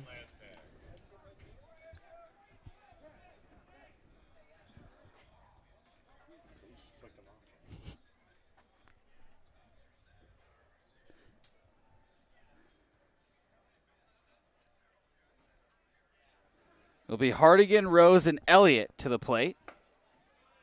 First pitch to Hardigan is a fastball for a strike.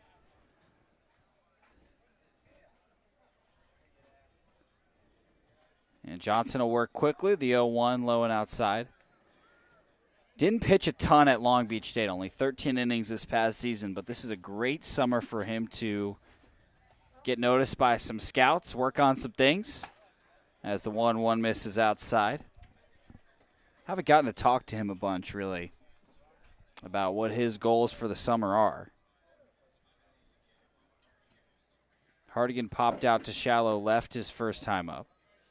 2-1 pitch misses low. And it's a hitter's count for Hardigan. 3 balls and a strike. And this is where Johnson struggles. Sometimes has a hard time throwing strikes. 3-1 pitch. Fastball outside. And it's a leadoff walk to start the 6th for the 9-hitter Mitchell Hardigan.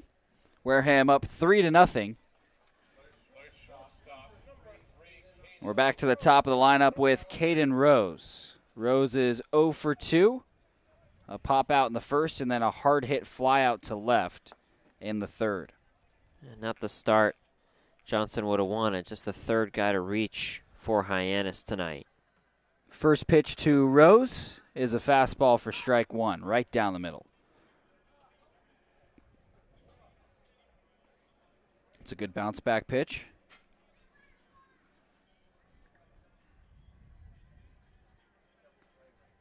Johnson set at the belt. 0-1. A breaking ball low. Yeah, the field's been sharp tonight, so Johnson, if he's able to throw strikes, we've seen Brannigan make some excellent plays at third. Can trust his field. They've been strong behind Major tonight. The 1-1 pitch is a fastball upstairs.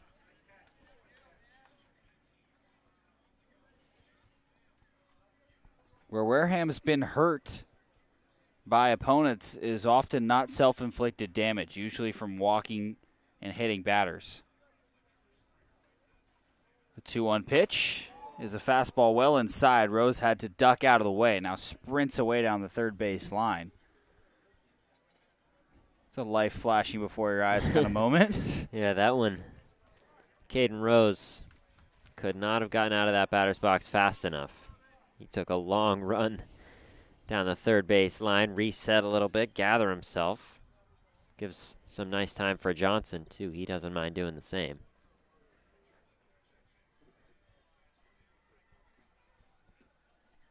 Here's the 3-1 pitch. There's a strike. Found the bottom of the zone with the fastball. Full count for Rose. But when I say Wareham's been hurting themselves more than getting hurt by opponents swinging the bat well, I'll give you some examples. As here's the payoff pitch. Runner goes. Throw to second is into center field. Hardigan's going to take off for third. He's in safely. That pitch was ball 4. And Rose now aboard at first. So runners on the corners, nobody out in the 6th, and the tying run coming to the plate with Clark Elliott. George Carlejo, the pitching coach, coming to the mound. Yeah, rare overthrow there from Crooks. It got past second base, so Hardigan able to get in standing to third. And pretty shaky start here.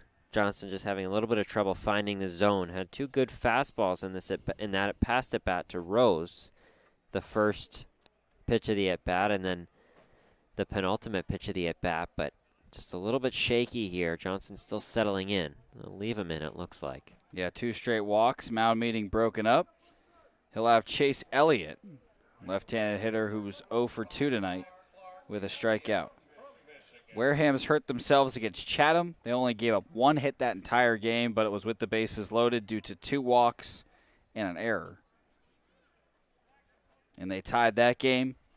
Walked 5 in a row against Bourne. Ended up losing that game 6-5. Bourne put up a 4 spot in the inning where 5 were walked. So the first pitch to Elliott is low for ball 1. And in a loss against Harwich. At one point, 4 straight batters were walked. 3 of those came in to score. Wareham lost that game 5-3. Some self-inflicted damage for the Gatemen. The 1-0 to Elliott is a fastball for a strike. Caught the outer edge of the plate. He's had more success with that fastball than most of his other pitches. He's tried mixing in the breaking ball. We mentioned that curveball. He likes it, but he's had real trouble with that, locating it. He's had some smoother-looking fastballs, so be interested if he goes back to that, trying to get the first out of the inning. Throw over to first. He's got Rose in a rundown. Throw to second. Will tag Rose out. That's a big out. Nice job by Johnson. Great pickoff move. He catches a good base runner. And the Gatemen get him in a rundown.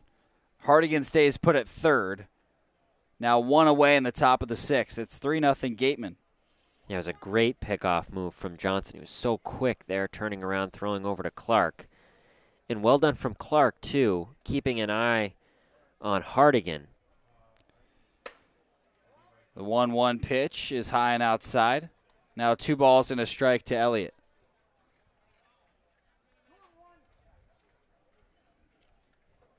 Johnson getting some help, but also creating that help with a nice pickoff move. 2-1 pitch fouled straight back. And I know I went on that spiel about missed opportunities due to,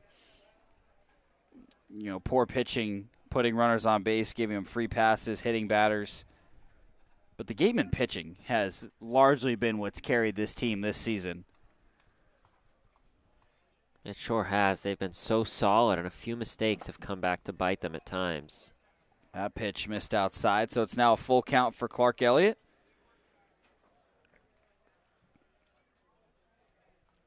But more often than not, the pitching is on for Wareham, and we've seen him get out of some tough spots. See if Johnson can get out of trouble here. Elliott waiting for the payoff pitch. Here it is. Missed low with the fastball. 3 straight walks. A runner has been picked off in this inning. So there's an out on the board. Runners on the corners yet again.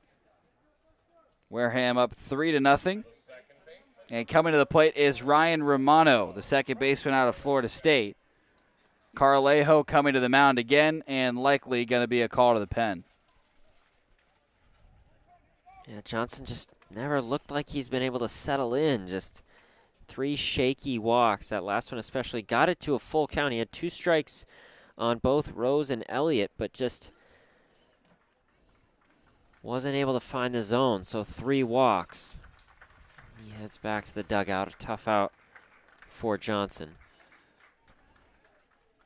So Carlejo's seen enough. He's going to call to the pen. We'll tell you about the new pitcher in a moment on the Gateman Baseball Network. South Coast Health Operators of Charlton Memorial, St. Luke's, and Toby Hospitals delivers an unmatched combination of clinical excellence with a personal touch. They are proud to serve as Southeastern Massachusetts and Rhode Island's only not-for-profit health system, as well as the region's largest employer. South Coast Healthcare, plus something more. Whether it's life insurance to safeguard your loved ones, an umbrella policy to protect your teen driver, or making sure your home is covered from storm damage, Rogers Gray is there to guide you. Insurance is more than just a box to check. Trust Rogers Gray, a proud sponsor of the Cape Cod Baseball League.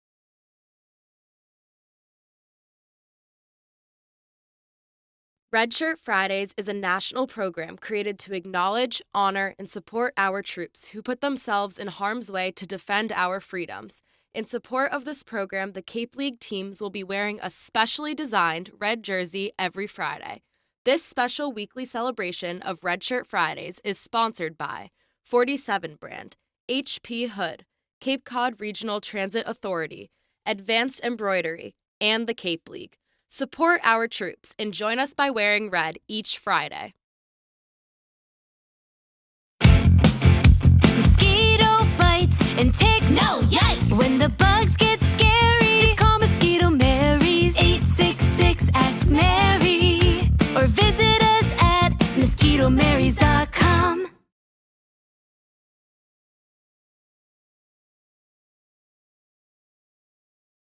What's up, Gateman fans?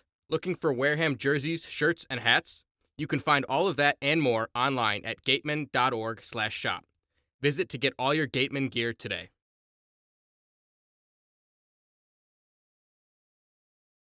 Serving southeastern Massachusetts and Rhode Island. Office Technology. 3-0 Gateman, top of the 6th inning. Jack Sadighian, Owen, Sughrue. And the new pitcher on the mound, Kevin Acey out of the University of Pennsylvania. Will have runners on the corners and one out with Ryan Romano coming to the plate. Acey struggled in his first outing against Bourne. In 1 inning, gave up 2 runs. Trying to improve on that here in his second appearance for the Gatemen. He'll have Romano, who's 0 for 2 with the strikeout, and sends the first pitch in for a strike. Nice curveball. Johnson came in after Major went 5 scoreless and walked the first 3 batters. Did get an out on a pick-off, as that pitch misses outside to make it 1-1 to Romano. Romano was dangerous yesterday, 3 for 3 with an RBI triple, but held at bay so far today. Easily Hyannis' best hitter at the moment. Team that has struggled to score runs. 1-1 pitch, cut on and missed. Blew a fastball by Romano. But this is a Hyannis team that's last in the league in average on base, slugging, home runs, and tied for last in doubles.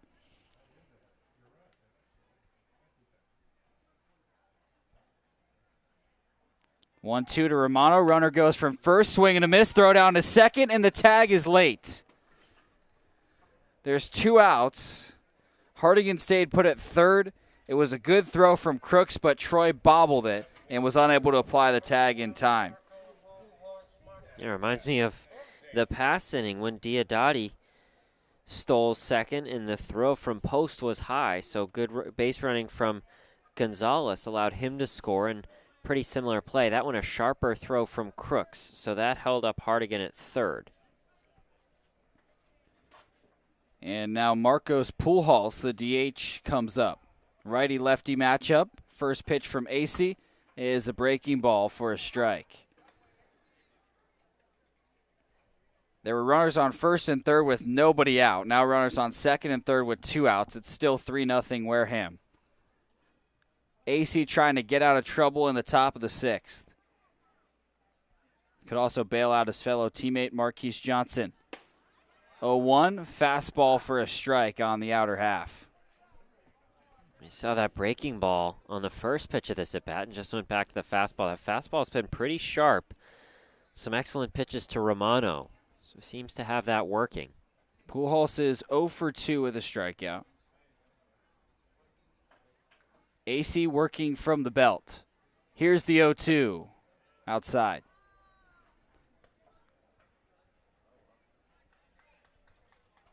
But when you start an inning with 3 straight walks, if you can get out of it with no runs, it's pretty incredible. Acey has a chance to do it here. Can bail out Johnson. The 1-2 pitch bounces away from Crooks, but runners don't advance. The pitch was in the dirt for ball 2. So it's now 2 balls and 2 strikes to Pujols. And it got away to Crooks' right, but he was able to corral it quickly enough that Hardigan did not move off third.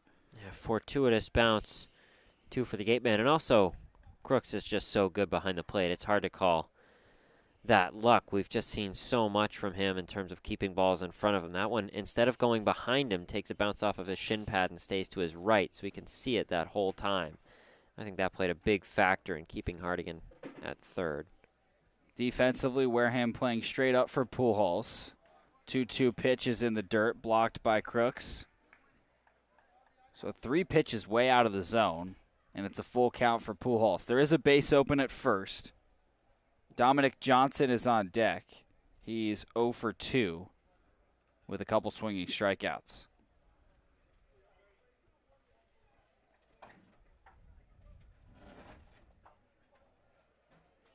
Two runners in scoring position, 2 outs. Tying run at the plate. Payoff pitch is a high chopper for third. Brannigan has it on the run. The throw to first is in time. Oh my goodness, Jack Brannigan. That is ridiculous. Way in foul territory, made the throw to first to prevent a run. 3-0 through 5.5, and we'll toss it over to Julia Joseph, the third member of our team.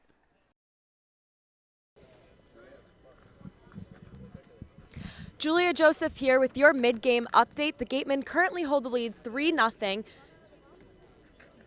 Julia Joseph here with your mid-game update. The Gatemen currently hold the lead 3-0 with runs brought in by Gonzalez, Brannigan, and Jarvis. Turning to the pitching side of things, Adam Major started tonight with 6 strikeouts, holding the Harbor Hawks to 5 scoreless innings, sending it back up in the booth to Jack and Owen. Thanks, Julia. Let's go back to that play by Brannigan. Wow. On the run, behind the third base bag on a super high hop, makes the throw all the way across the diamond and then some, and it prevented a run, retiring the side. Exactly. The third great play we've seen from Brannigan. That one blew the first 2 out of the water. The first 2 were good, but that one was crazy. Brannigan, it took a huge hop from Pujols. And I think, like you mentioned too, Jack, I mean, it's 3-0. That one would have scored a run. And in a game like this, you don't want that lead to start shrinking. So that play from Brannigan all the way across his body, fired it over to first, and just in time. I mean, that is one of the best plays we've seen so far this season. Dare I say best defensive play of the summer for Wareham? It might be. I think it sure might be. I haven't seen too many better than that. And, I mean, it just had everything. He had to make a great play just to stop it. And then all of his momentum was going toward that right field line and just still able to make the throw.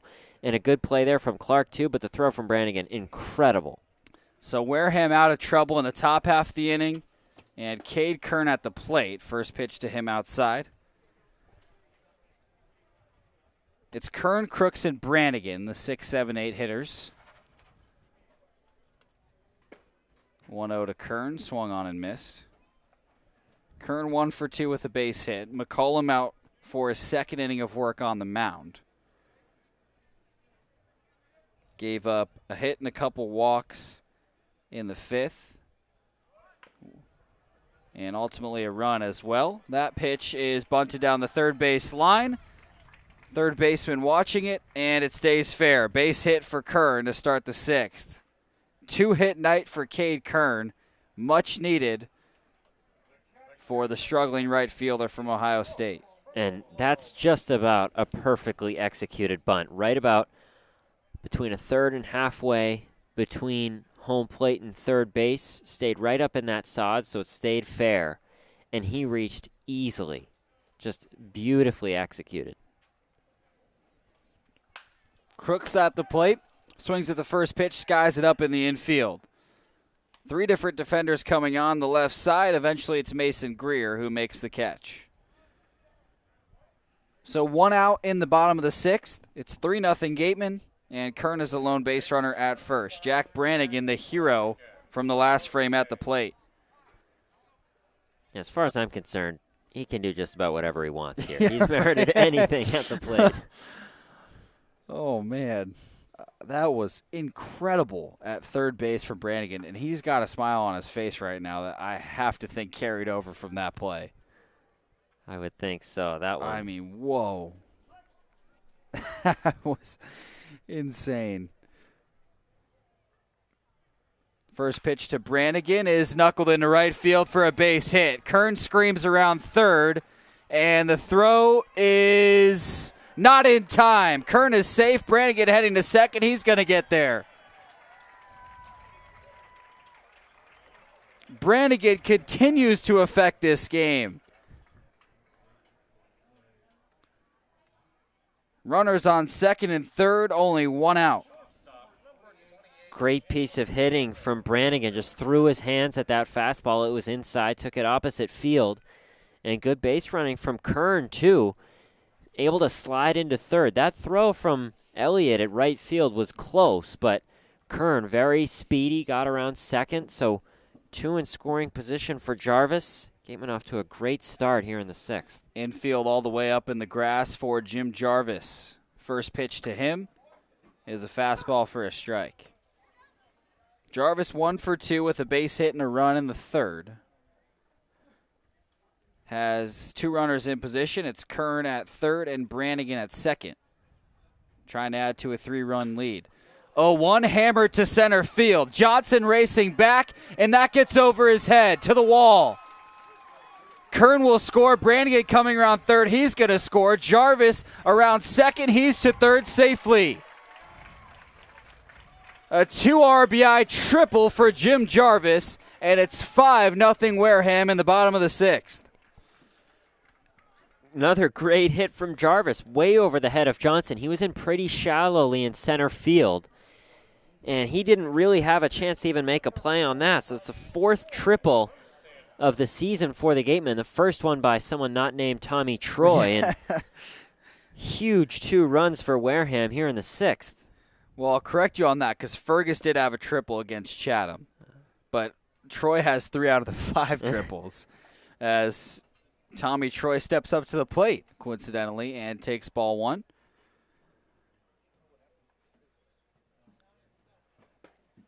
One 0 pitch is in for a strike. So 1 out.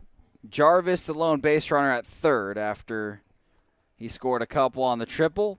5-0 Wareham. Infield still up in the grass as the 1-1 to Troy is ripped out into left center. That'll get down. Jarvis scores. Troy a long round off first, but he's going to hold up. His 2nd RBI of the day. And it's 6-0 Wareham. You were talking earlier, Jack, that Gatemen haven't had too many big innings, and it's been 3 here with just 1 out, and it was the 6-hitter, Kern, leading things off with that great bunt. So, from the 6, 7, 8, 9 hitters, 3 of the 4 of them scored. First pitch to Gonzalez, a ball. Troy heading for 2nd. He's in safely. This inning just keeps going. The action continues. Troy stolen 3 bags tonight, 7 on the season. Wow. Gonzalez has a 1-0 count. McCollum still working from the stretch. That pitch hammered to center field. Johnson back at the wall, and it hits the wall. Gonzalez into 2nd easily. Troy rounding 3rd. Now he scores. 4 runs in the 6th for Wareham. Gonzalez's first double of the season, his 3rd RBI. And the Gatemen are rolling. Well, 7-0. I think this qualifies as a big inning. It's been 4. I think so. And just another pretty similar hit from what we saw from Jarvis. A similar look from Johnson. I believe his hat coming off for the 2nd time, trying to chase that one down, and just off the wall. I mean, very, very close to being a home run. Just a few feet, and 4th run of the inning here in the 6th. And it's Gary Calhoun, understandably, going to go and have a visit with McCollum. The madness continues. Jack Brannigan sparked it in the last frame with a dynamite defensive play, and now Wareham has 4 runs in the 6th. No call to the pen yet. You have to think it's coming here. Yeah, it's been awfully tough for McCollum. He's given up 5 hits and 6 batters and 4 runs. Only out was to Crooks. And he does stay on the mound. So they're not going to call to the pen. McCollum stays out there.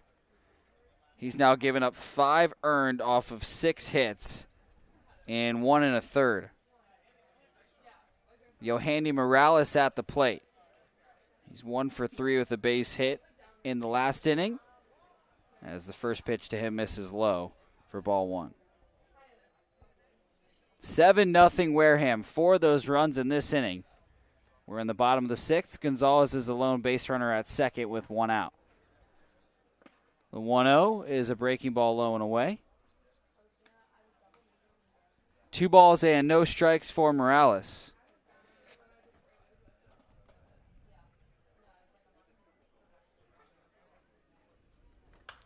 (2-0) fouled off. So Wareham team that's looking to get above 500 for the first time this season.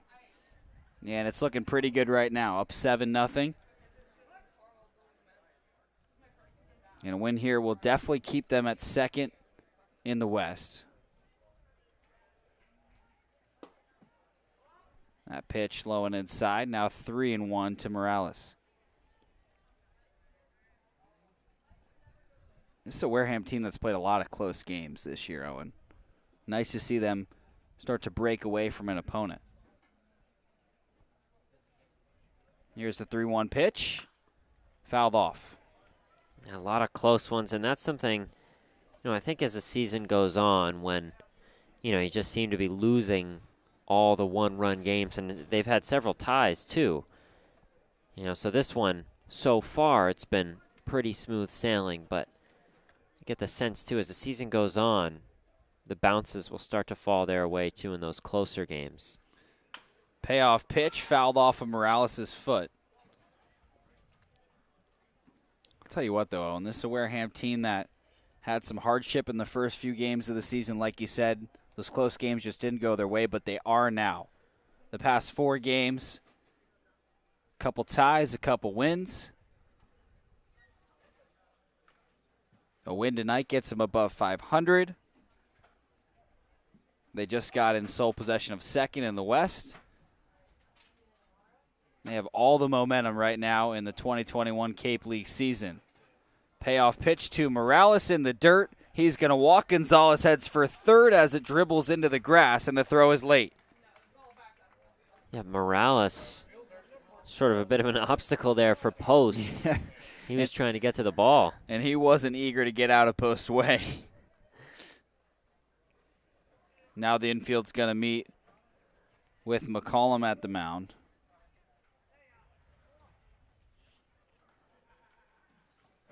Wareham has runners on the corners. There's only 1 out. They're up 7-0 and already have 4 runs in this frame. It's still just 1 out. And no visit to the mound, but McCollum just understanding that there's a pitching change. So rare that the manager doesn't visit the mound to change the pitcher. Oh, excuse me, the manager was in the huddle.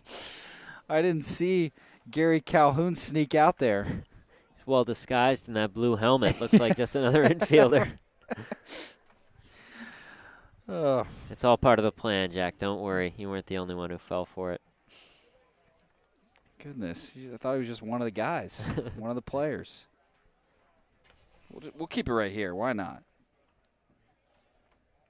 New pitcher on the mound for Hyannis, and it's Agnes McCloskey.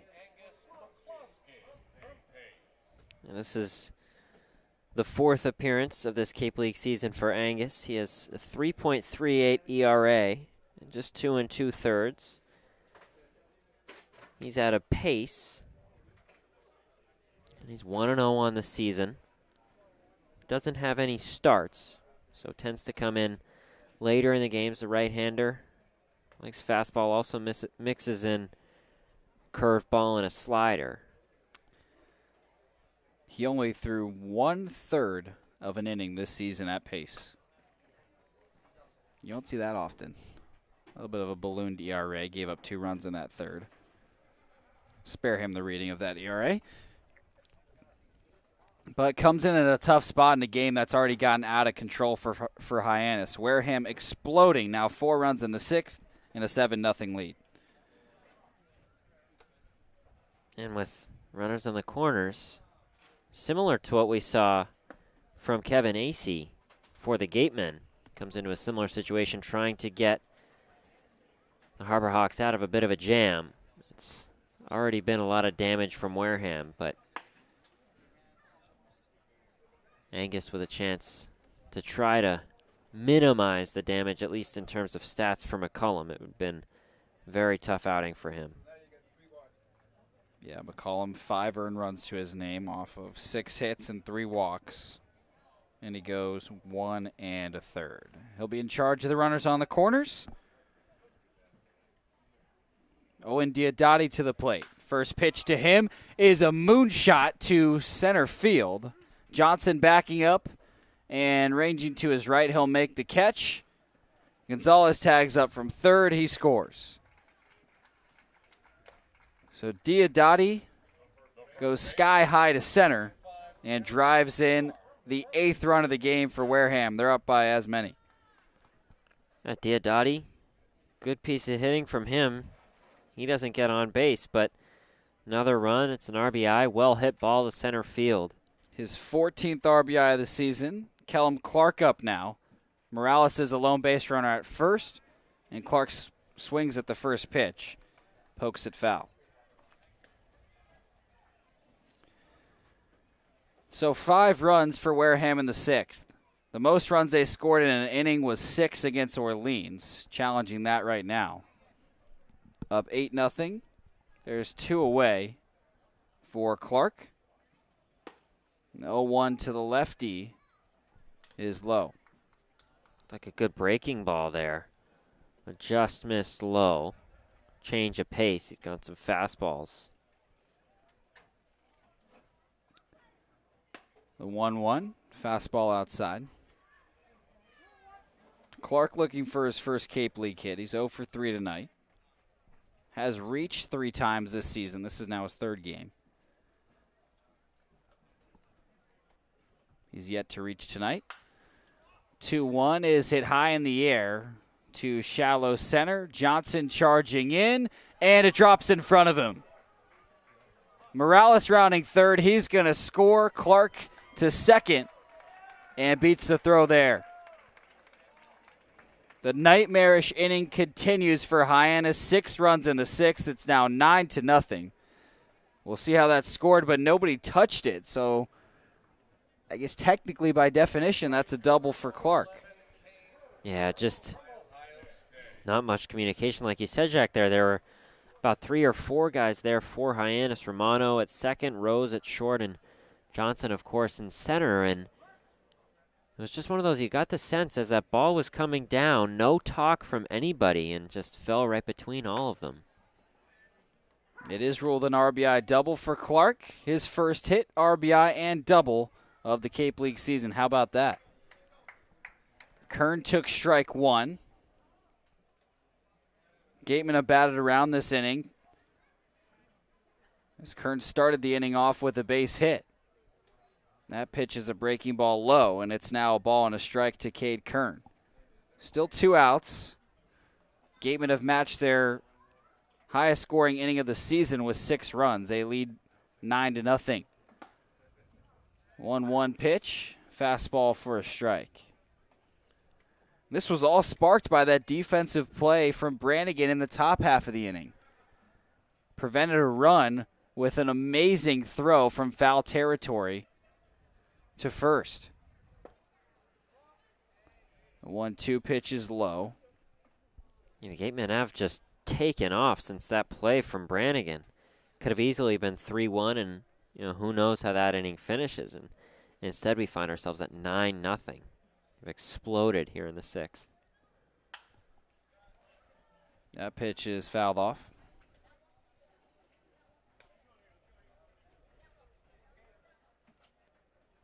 The most Wareham's won a game by this season is 6 runs. They beat Orleans 10-4. Also beat YD 7-1.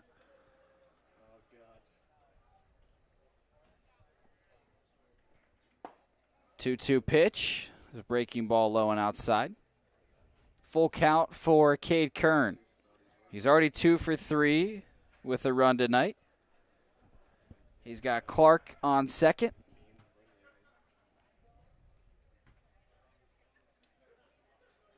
Payoff pitch, fouled over the right side.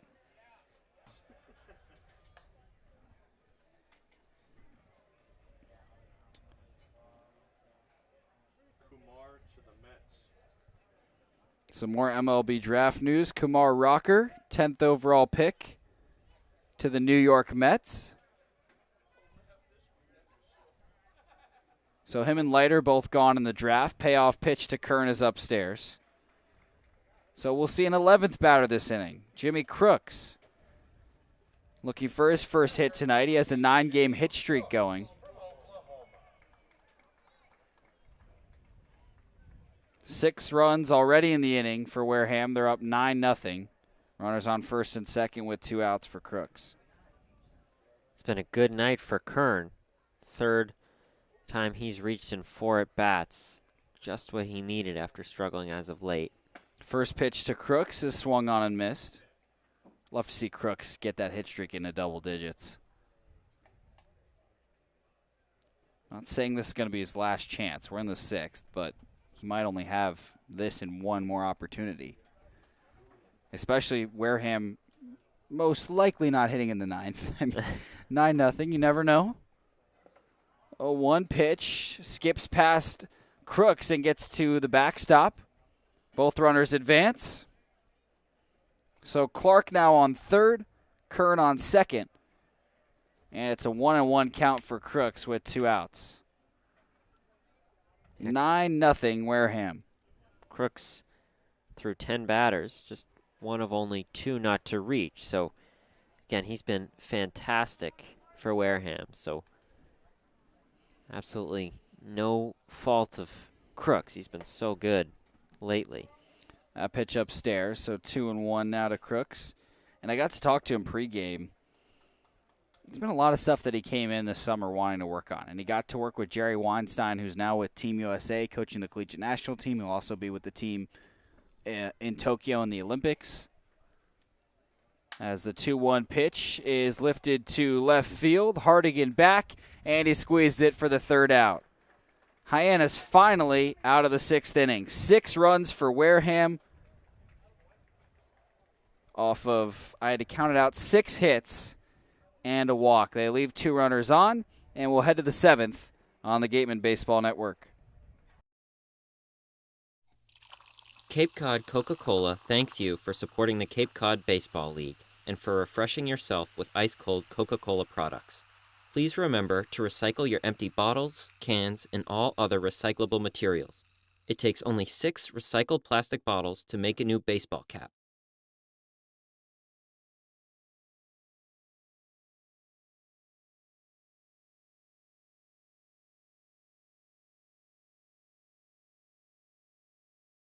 The 99 Restaurant and Pub is proud to be a sponsor of the Cape Cod Baseball League. Visit your local 99 and try their famous colossal lobster rolls. Piled high on grilled brioche and served hot buttered or with just the right amount of mayo and celery with fries and coleslaw. The 99, always the real deal.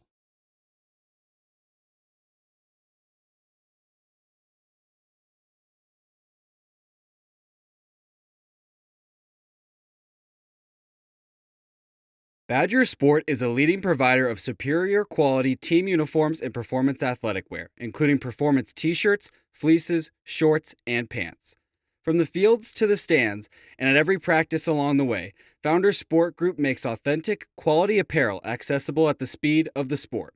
Visit foundersport.com today.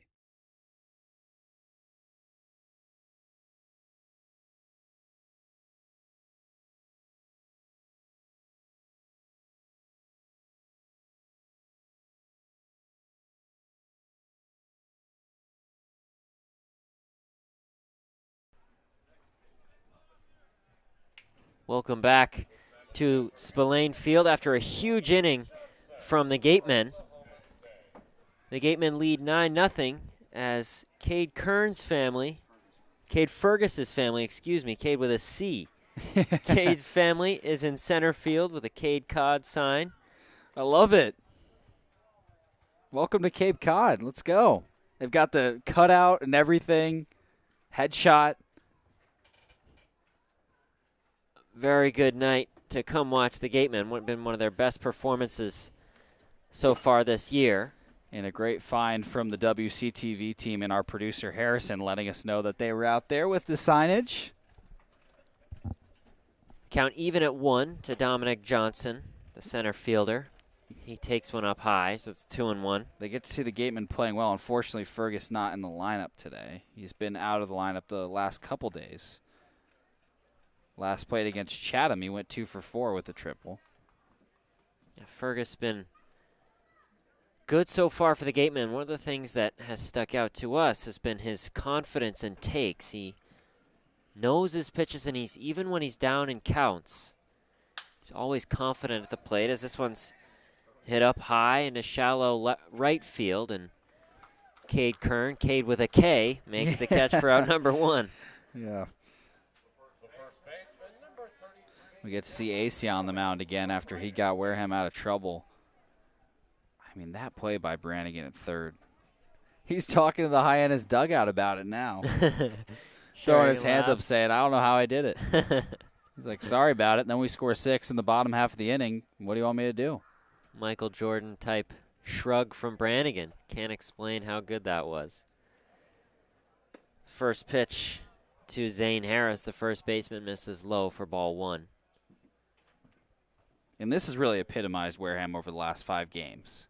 Playing a little more relaxed. They look really good. This one's chopped, broken bat. A nice play from Tommy Troy at second base to record out number 2. He made sort of a sliding catch on his knees. So it's 2 outs for Mason Greer. Yeah, definitely broke his bat. Might add that to the collection here in the press box. Got a bunch of chipped bats up here, so we might see that one in a game or 2 up here. Might add it to a personal collection without stealing one. So the first pitch to Mason Greer. That misses for ball 1. Greer's 2 for 2 tonight. He's been one of the lone bright spots for Hyannis. It was Romano last night, has been Greer tonight. 1-0 from AC. Misses low.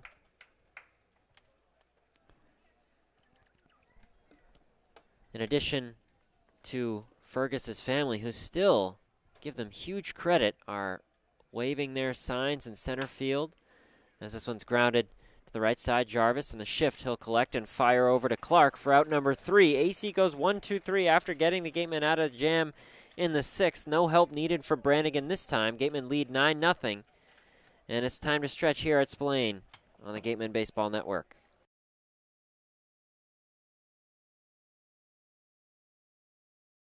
One of the area's best restaurants is located right up the street, Brewfish Bar and Eatery. Brewfish offers 20 rotating craft beers on tap and creative pub food. Check out their off-the-menu brunch with a Bloody Mary bar and $5 mimosas on Sundays. Join us for outdoor dining and drinks under the tent or for live music, located on Route 105 in Marion. Cape Cod Healthcare is committed to coordinating and delivering the highest quality healthcare services which enhance the health of all Cape Cod residents and visitors. You can expect this level of patient-centered care throughout our entire healthcare system. Imagine waking up to a seaside breeze, a fishing fleet leaving for work, and a crimson sun rising over seals relaxing on the sandbars. This is the experience of Chatham Bars Inn, Cape Cod's premier resort and spa. To learn more about Cape Cod's finest luxury hotel, resort, and spa, visit chathambarsin.com. Cape Cod Healthcare offers a comprehensive array of medical services delivered by top-notch teams of healthcare providers. Their physicians provide the best evidence-based and proven medicine at their state-of-the-art facilities. If you need them, they'll be there.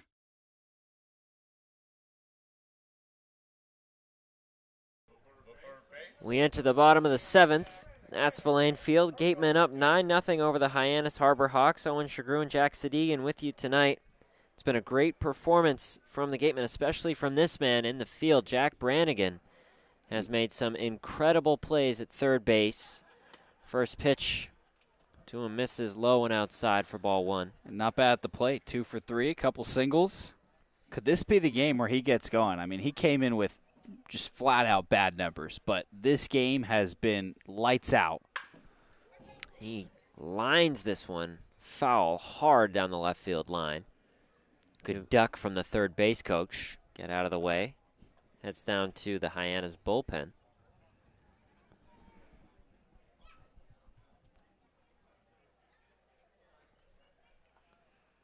It's 1-1 to Brannigan. Pitch misses low and outside. Couple of score updates around the league. Brewster beat Harwich 4-0. YD over Orleans 6-2. That was the East action. Catuit and Falmouth, a close game at Falmouth. 3-2 Catuit in the top of the 8th. Brannigan lines this one into the gap between left and center. Johnson takes that off of a hop. Brannigan trips up as he heads back to first, emphatically makes sure that one hand is on first base. So it's just a single for Brannigan, but the third time he reaches in his 4th at bat tonight. At one moment, he's behind the third base bag, making an unbelievable throw across the diamond. The next, he's tripping around first. Oh. So he's aboard for Jarvis. He's 2 for 3 tonight, a triple in the 6th. He lines this one into shallow center. Charging in is Johnson. Hat comes off as usual. He's able to make the play. Brannigan will head back to first. He's had a lot of action in center tonight. He has been busy. Brings up Tommy Troy, second baseman out of Stanford, Los Gatos, California. 2 for 3 tonight with a walk in the 5th.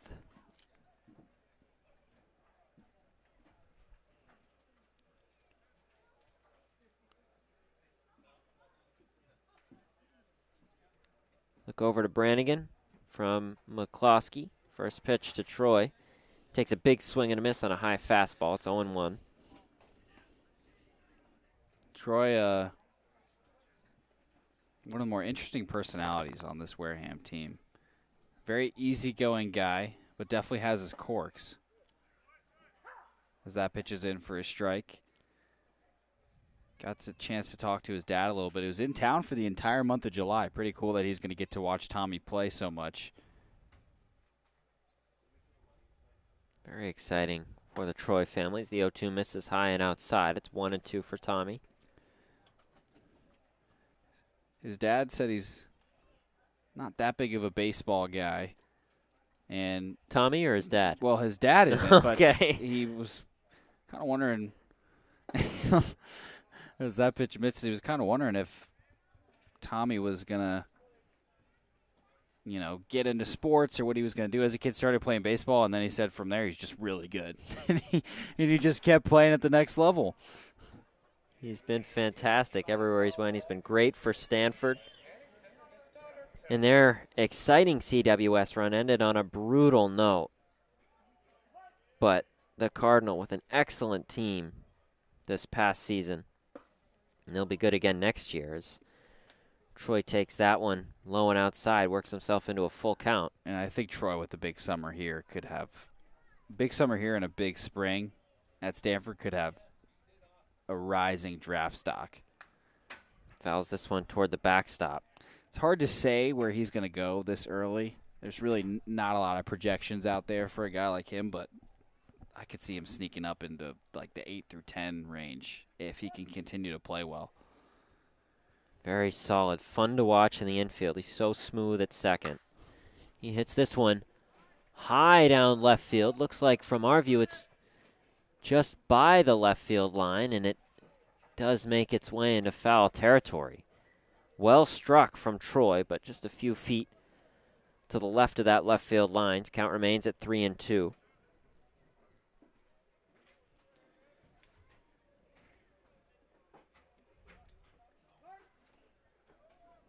One out here in the 7th.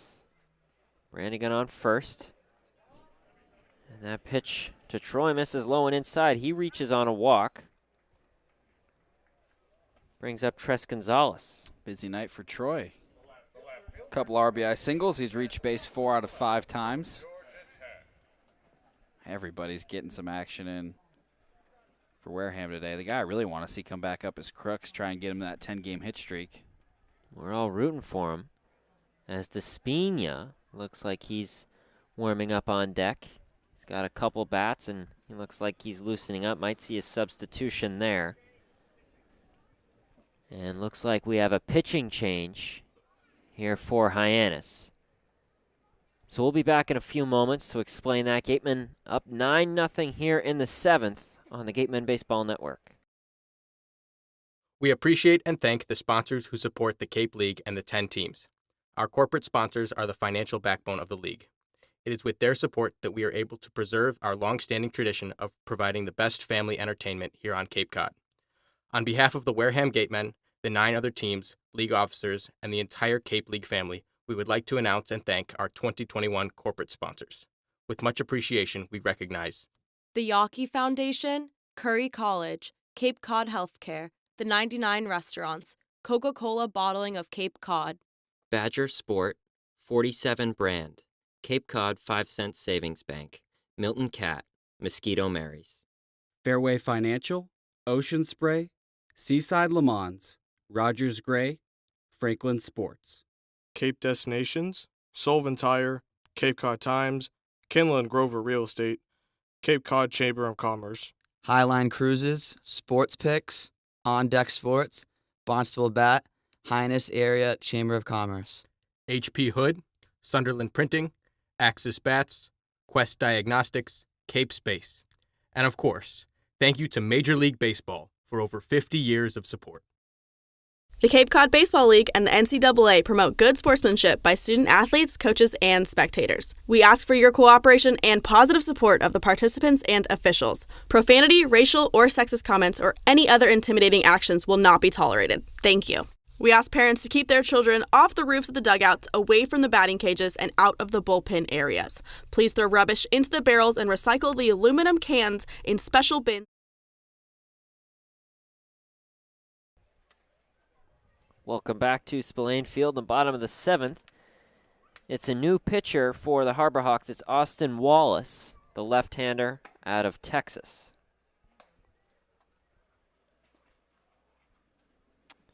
Yeah, Wallace, 12.15 ERA in 4 appearances. He's thrown 6 2/3, given up 9 hits and 5 walks with 4 strikeouts.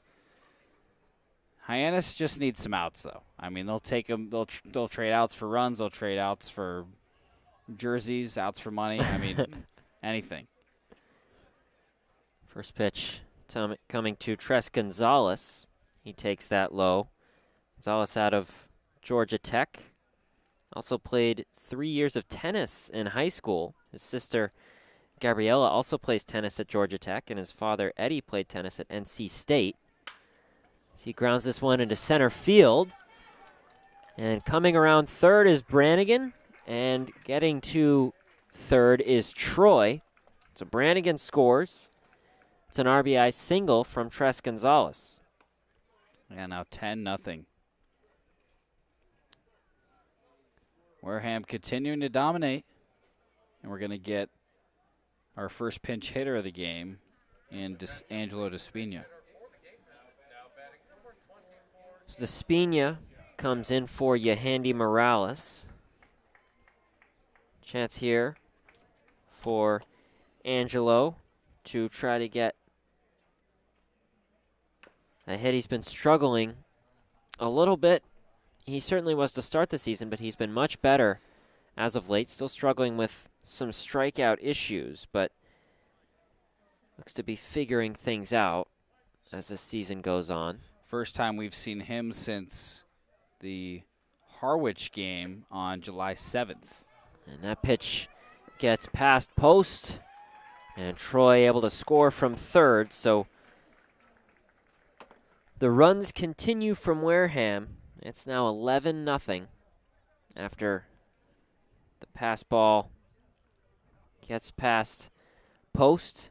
This is their highest total of the season. In terms of runs, it's just been everything has clicked for Wareham, and Harbor Hawks have certainly struggled defensively. So it's yet another here in the 7th.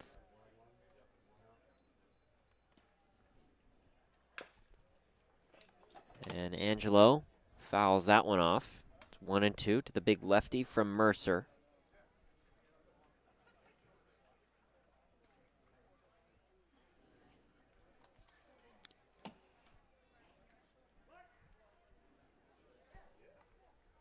It's Gonzalez on second. And the 1-2 to Despina. That's in the dirt.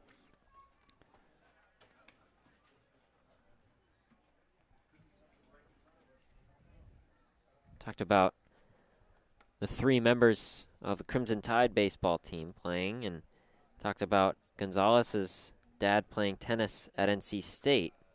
Angelo's father, Angelo, played baseball at Alabama. Yeah, so many of these guys, you see just great parents that are athletes. Of course, you talked about Gonzalez coming from a tennis family. A lot of tennis going on recently. Djokovic. That's right. Winning his 20th Grand Slam Number today. 20, 3-way tie. Federer, Nadal, and Djokovic. And this makes the fans happy. Cade Codd coming to the plate. Nice for him, his family. Of course, as we mentioned earlier, in the center field bleachers. Yeah, Fergus subbed into center field in the top of the inning and now gets a plate appearance. Signage is out, and his headshot is there for everyone to see. Shades on, looking good in that poster. Not bad. 1-0 to Fergus. Takes that one for a strike. That one, a bit of a miscue from Post. Maybe a tired or a little bit of a lazy throw back to the pitcher, Wallace. But no damage done. It's still 1-1 for Fergus.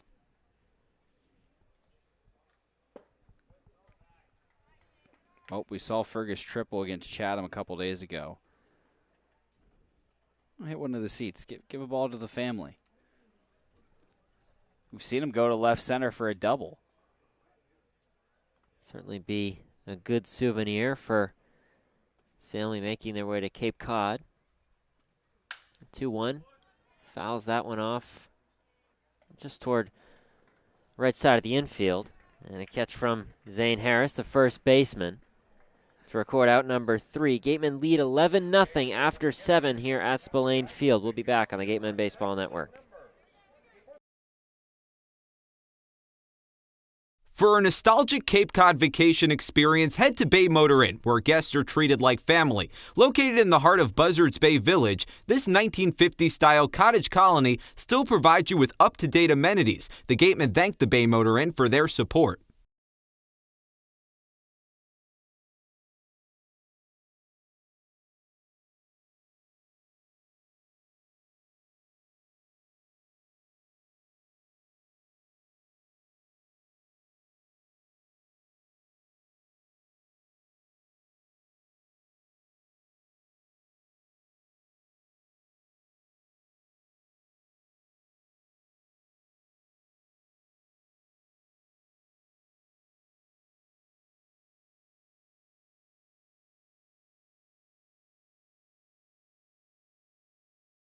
Baseball Factory's vision is to guide both players and parents through the college recruiting process and to professionally train players in order to find a school that is the right fit, both academically and athletically.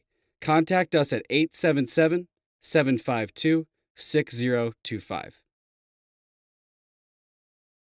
Come on over to BB's Bar and Grill for food, drinks, and fun. Located on Cranberry Highway, come in to sample the delicious eats or relax with a drink while enjoying live entertainment. BB's is one of our team meal partners.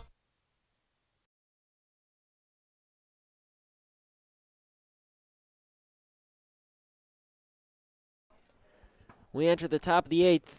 Gatemen leading 11-0. Owen Sughrue and Jack Sadighian with you as the Gatemen are playing as well as they have as any game so far this year. They lead 11-0 over the Harbor Hawks. It's a new pitching change for the Gatemen. Nick Conti out of Duke, the right-hander, is on the mound for Wareham here in the 8th. Yeah, a chance for him to bounce back in his first outing against Katuitt on July 6th. Only made it a third of the inning. Gave up a run off of a couple walks. Got chased out of the game pretty quick, and Wareham had to bail him out. I believe it was Alex Pham coming into the game, checking my notes to double check. It was. Conti gave up those 2 walks, hit a batter. Pham came in with the bases loaded and only 1 out and was able to get out of it by only giving up 1 run. That was charged to Conti. So Conti here with a chance to bring down his ERA. Certainly talked about at times those ERAs can balloon after giving a couple runs, so totally out of proportion. Good chance for him to improve that stat tonight. I remember this past season watching the Celtics play the Toronto Raptors, and Taco Fall was in the game for 0.5 seconds and gave up a 3. So he had, I believe the stat was adjusted plus minus, and I think the number was something like 19,000 for Taco Fall. So similarly in terms of pretty useless statistics, but they can be interesting when the time is right. That one stuck out to me for Taco Fall, and hopefully we know Conti's a better pitcher than that. And the first pitch from Conti. You were just waiting at the edge of your seat to tell that. I was. I did have that one in the back of my pocket. Been waiting to unload it as the season has gone on. And wrote it out on a note card.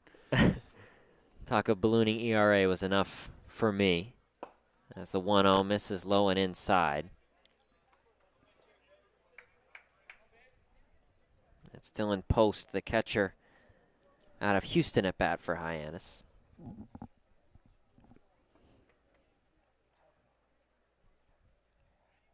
Conti, local out of Providence, and plays his baseball at Duke as that one misses, so it's 3-0. Yeah, Providence, Rhode Island, I believe, is only a couple hours from here. Right, absolutely, not far. I would honestly say I would say about 45 minutes. Yeah.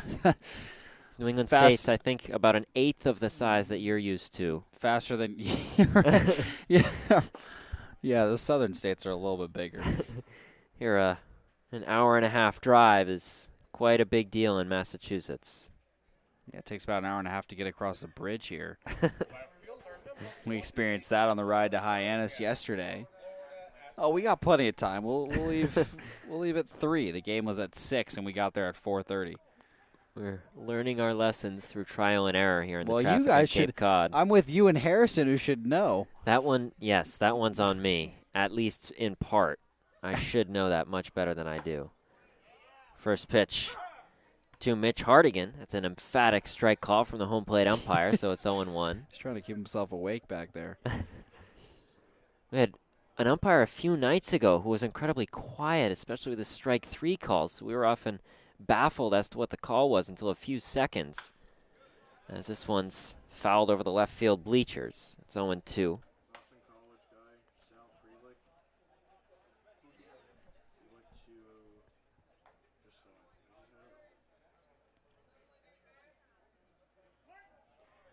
So it's post on first. Hardigan, the lefty, down 0-2 to Nick Conti. The pitch from the right-hander. It's a fastball that misses low and away. A lot of families visiting at this time. It's a good time to visit Cape Cod. Cade Fergus's family visiting, and Nick Magus, our other member of our broadcast team, his family visiting. I believe you have some people visiting soon. Yep. That pitch misses, but yeah, my mom Cindy, girlfriend Emma coming in, if they're listening. A little shout out. Nice time to visit the Cape. It hasn't been too hot, and hopefully a good time of the year to be up here in New England. It's 2-2 for Hardigan. And that's in there for strike 3, so a good strikeout for Conti. He gets Hardigan looking. 1 away here in the top of the 8th for Caden Rose. Yeah, I'm not necessarily looking forward to the drive to Boston to pick him up from the airport tomorrow morning. But it's always nice to have family in town. It's great to see when players have family, too, especially when they come out and support. Like, you look at Cade Fergus's family in left field with the signage as that first pitch to Caden Rose misses inside. It's just really cool. And when you're a guy who has your family behind you, that is always huge for your confidence, and it helps you in every walk of life, too. And Tommy Troy's dad, we mentioned earlier, he's here visiting. Yep. And Fergus from Plantation, Florida, his family coming up here to Cape Cod. And it's 2-0 for Rose. Climate pretty different up here, I would imagine. It really hasn't been too hot here these past few days in Cape Cod. It's been dry. Had a hot stretch a few days ago, but it's been much more mild. I would imagine a bit of a change from families visiting from down south. That's 3-0 for Rose. You're not wrong about that. Can get humid here, though. And been a decent amount of rain. Everyone who came, I think, for the 4th of July weekend was disappointed. It was not a good weekend of weather. It was brutal as well for Memorial Day. The weather has not been timing its rain well as Rose walks, so it's runners on first and second for Elliott. But I remember, too, that Memorial Day weekend, and it was about 44 and rainy for about 2 or 3 straight days toward the end of May. And even for up here, we tend to have a cold spring, especially by the coast. Wareham, certainly one of those towns, it just takes a long time. The ocean, it's good in the winter. It keeps things more mild, but it just takes a long time. It's usually a cold spring, and it was a tough Memorial Day. But it's been nicer. It's been pretty mild. That heat hasn't been too bad this summer so far. And Carlejo goes to have a visit with Crooks and Conti at the mound. Obviously a low stakes 11-0 game right now, but Conti has just continued to struggle. 2 walks in this game. He had 2 walks in the last outing against Katuitt. And that was a game where came in the 6th, hit the first batter he saw, then walked 2 of the next 3. His control just hasn't been there.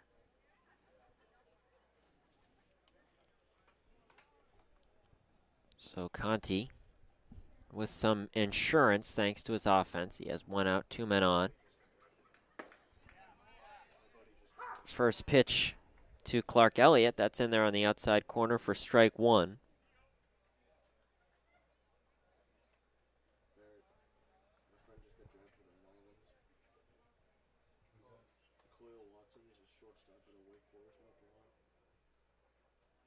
One, he fouls that over the left field bleachers. It's 0-2 for Elliott. Elliott didn't play last night. Again, out of Michigan, like Ted Burton, who spent some time here in Wareham, mostly at DH.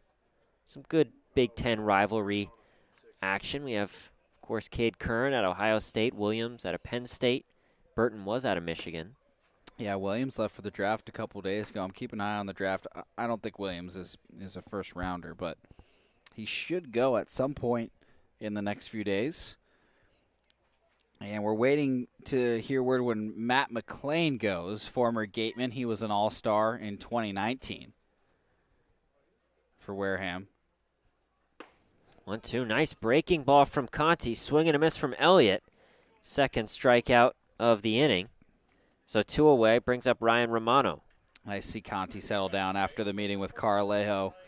If he can get this out here against Romano, he'll have a clean inning and hopefully a bit of renewed confidence going forward on the Cape. Ryan Romano transferred from St. John's River State to FSU. His cousin Jason was a first-round pick in the 1997 MLB draft. Played for quite a few teams. As this one gets past Crooks, he has a little bit of trouble locating it. Both runners advance, Post to third and Rose to second. Romano's brother, Jason, played for the Rangers, Rockies, Dodgers, the Devil Rays at the time, and then the Reds to finish up his career. Yeah, it's a heck of a career. Throwing it back to the Devil Rays. Forgot about that. Right?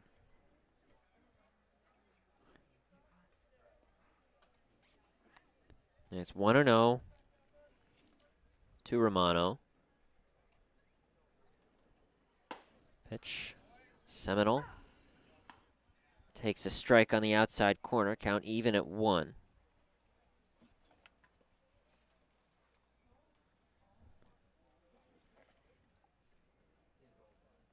Hyannis looking a lot like the Mets tonight with the pinstripe pants, blue and white combo.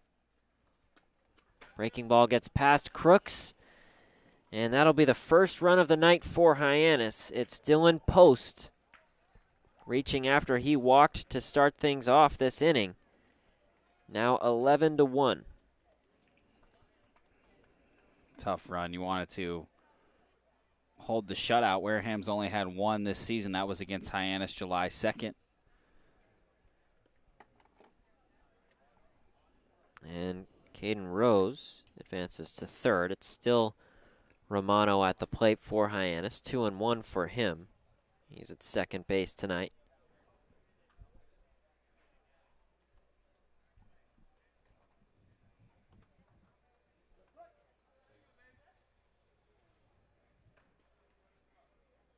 And Conti gets a sign from Crooks and delivers.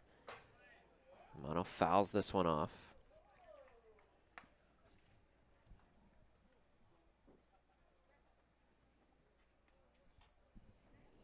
Yeah, Conti out of Providence. Providence has had a few basketball players from that area go on to play in Division I colleges. A bit of a hotbed there in terms of New England basketball talent down in Providence in the Rhode Island area. That one misses high and inside. Excellent prep school, St. Andrews. Always sends a few players to Division I colleges for basketball every year. Excellent, both the boys and girls teams. 3-2 coming to Romano. Swing and a miss. So 3 strikeouts for Conti. Gatemen do give up a run, but still on top by 10 as we enter the bottom of the 8th at Spillane Field on the Gatemen Baseball Network.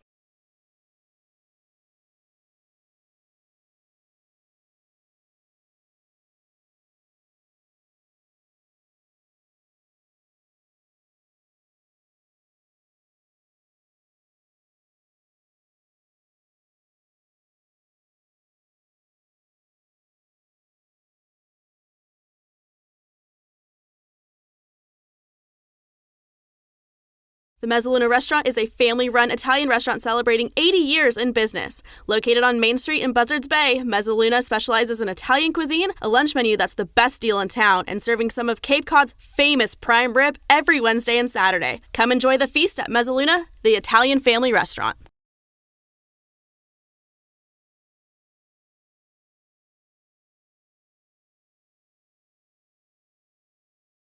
Get your glow on at Compassionate Med Spa. They're compassionate about getting your perfect skin. Come get your glow on. Call 774-678-7319. Mention this ad and get 25% off at Hydra Facial. Northeast Maritime Institute's College of Maritime Science is a proud sponsor of the Wareham Gatemen. If you're looking for a career at sea, look to NMI's program of education, adventure. Gatemen lead 11-1 as we enter the bottom of the 8th. Owen Sughrue and Jack Sadighian with you tonight. Gatemen have been firing on all cylinders. It's Kellum Clark, first baseman out of Mississippi State, leading things off for the Gatemen here in the bottom of the 8th. Clark, as we mentioned, off of the championship run with Mississippi State, their first national championship in any team sport in school history. Nick and I both were stunned when we heard that on the broadcast. Yeah, you don't normally hear that from SEC schools. You just think SEC, they've got to have some trophies in the case. I certainly think so. But that was an awesome run. Huge championship. Ron Polk, one of our assistants, was there. One of the SEC coaching legends who was at Mississippi State for 31 years.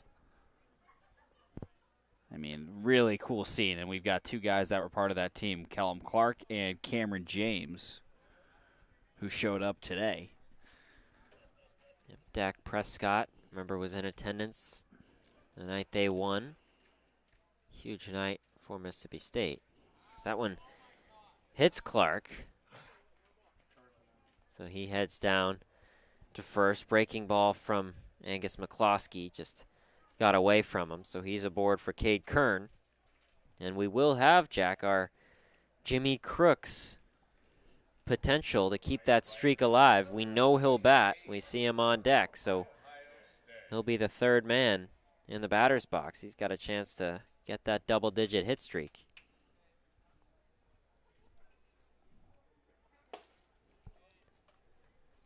First pitch to Kern. Misses for ball 1.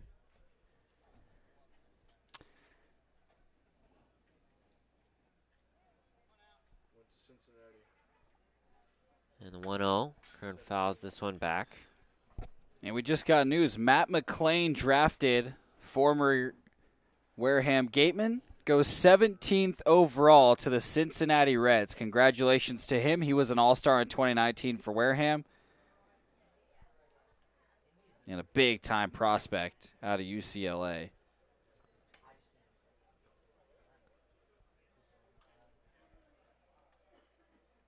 Very exciting. I know George Springer, Derek Dietrich, both played for Wareham too. Some great talent in recent years. 2-1 misses low and away for Kern.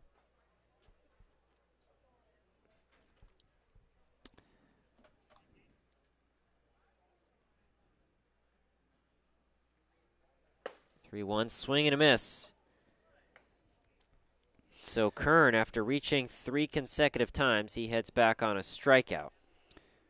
And going back to McLean a little bit, pretty cool that his summer in 2019 was a big help for his draft stock, as that pitch misses and Kern will walk. That was my mistake. I had thought that was strike 3 for Kern, but it was a walk, so he reaches for the 4th consecutive time. But McLean's draft stock was dropping a little bit. He came out in 2019, had a huge summer, and then he went up on draft boards, had a good 2020, and a pretty good 2021 as well. Goes 17th overall. First pitch to Crooks. He lines this to first base. And the first baseman, Harris, scooped that one up. And that's out number 1. So unfortunately, it doesn't look like the hitting streak will continue for Crooks. Tough night for him. It's been a good night for just about everybody else, and Crooks has carried the team at other moments. Just didn't have it tonight, but there's always that one guy who doesn't get in on it. His first pitch to Brannigan is fouled off. I had never thought that guy would be Crooks tonight. A guy riding an 8-game hit streak coming off a 4 RBI game against the same team Wareham's seeing today. But oh well, he'll be back. He certainly will. So talented both ways. Brannigan fouls this one off past the right field bleachers. Still a few fans here at Spillane.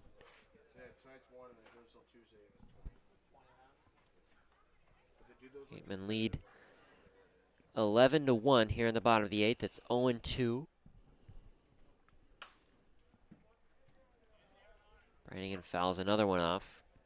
Brannigan's had a heck of a night. 3 for 4. But he's going to see that average shoot up.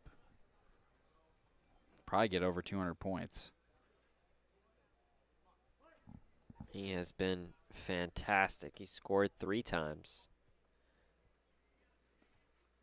0-2. That one's in the dirt. Look at the other big matchup in the West Division. Catuit ahead of Falmouth 3-2 in the bottom of the 9th.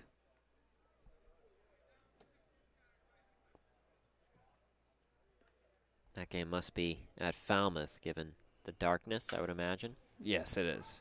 That one's grounded foul. And Falmouth, at the moment, has 2 runners on and nobody out in the bottom of the 9th. So that one could get interesting. And the Bourne Braves losing to Chatham 5-2 in the bottom of the 7th.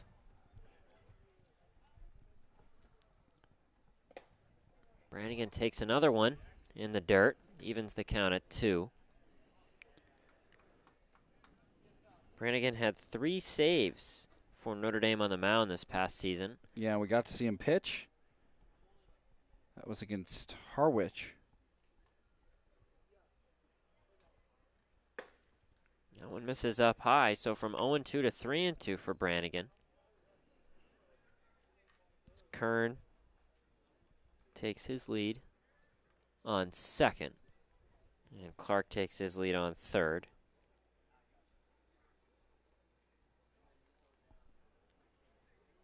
Payoff pitch. Brannigan fouls that one off. Start each game giving the umpires 5 dozen baseballs, and as the game goes on, you can see why. All those foul balls, fans are able to keep those, and you can see how you work through so many. I'll be interested how this rotation ends up. Cameron James coming into town today. He can play on the left side of the infield. You've got Brannigan over there. Morales hitting well. As that pitch misses inside, and Brannigan will walk.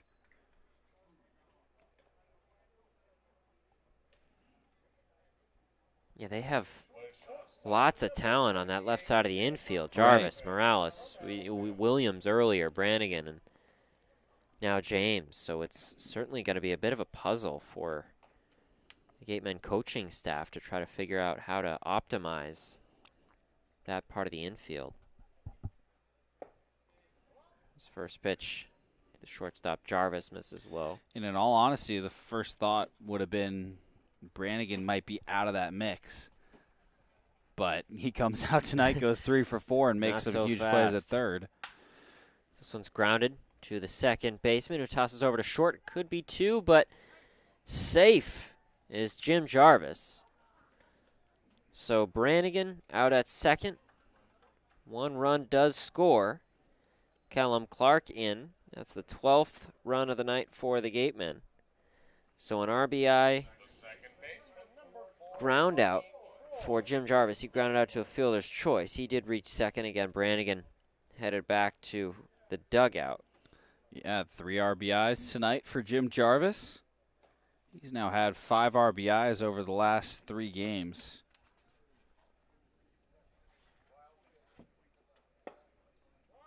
First pitch to Troy, misses low and inside.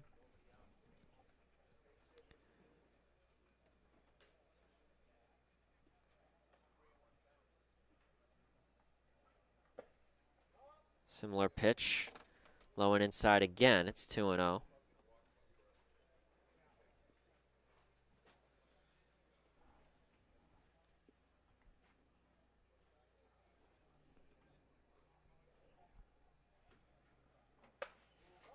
Takes that one up high for ball 3. Troy, number 4 at position number 4. Andy Morales, at times when he plays third, he wears number 5. That's been helpful. It's 3-1 for Troy. He takes a strike on the inside corner.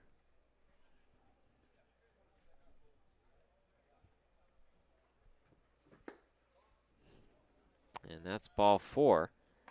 That reloads the bases for Tres Gonzalez. This has just been a tough game for Hyannis. The pitching has not been good. Gatemen have had now 9 batters walked and a batter hit. Been one of those games. Has first pitch to Gonzalez, misses. 1-0. Center fielder out of Georgia Tech.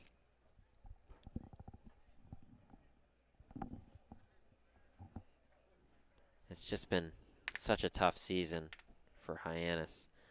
Looking like they'll go to 2-14.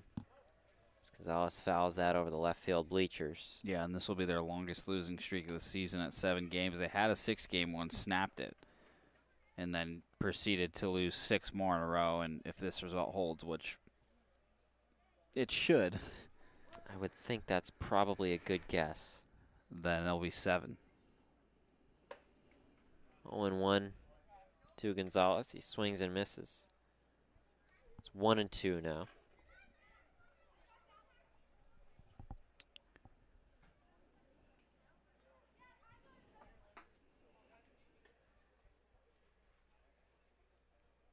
Two outs, bases loaded, 1-2 to Gonzalez. He swings and misses on a ball in the dirt. And he would just jog very lightly down first base. The tag from Post ends the inning. Gatemen leave him loaded, but they really probably don't mind too much. They're up 12-1, and we enter the 9th when we come back at Spillane on the Gateman Baseball Network.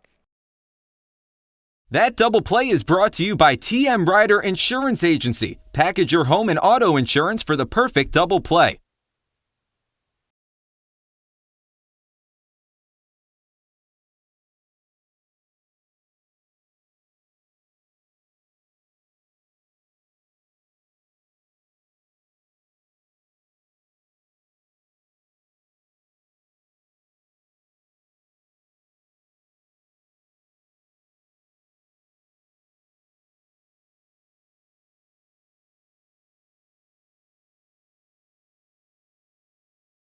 Wherever you call home, from Boston to the South Shore to the South Coast to the Cape and Islands, Rogers Gray has you covered for all of your coastal homeowners insurance needs.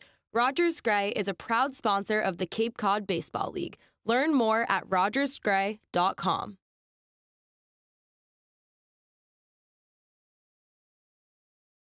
The Gateway Tavern, located on Marion Road in Wareham, offers an extensive but not exhaustive array of menu choices. They search for the finest in foods, ranging from garden fresh produce to hand-selected seafood, and have special menus that change daily. The Gateway Tavern is proud to be the official helmet of the Wareham Gatemen.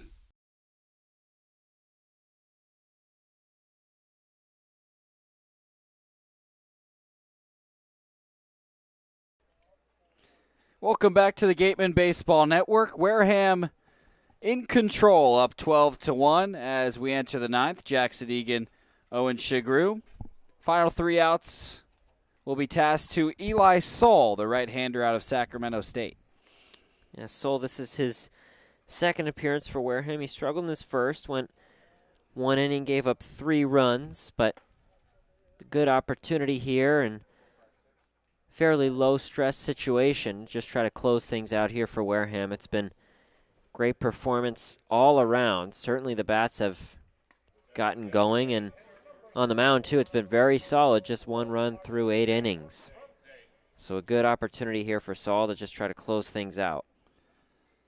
The big spot for Wareham came in the 6th. They scored 6 runs off of 6 hits.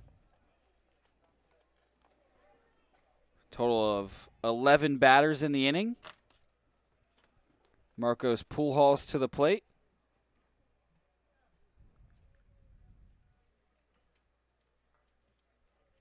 And the first pitch to Pujols is swung on and missed.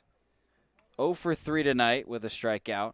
His last time up, there was runners on second and third. He hit a high chopper to third, and Brannigan made arguably the defensive highlight of the season for Wareham, fielding the grounder on the run as that pitch is in for strike 2. Quickly 0-2 to Pujols. But Brannigan fielded the grounder on the run, fading away into foul territory, made the throw to first for the final out. That pitch fouled back, still 0-2 to Pujols. And right after, Wareham scored 6 runs.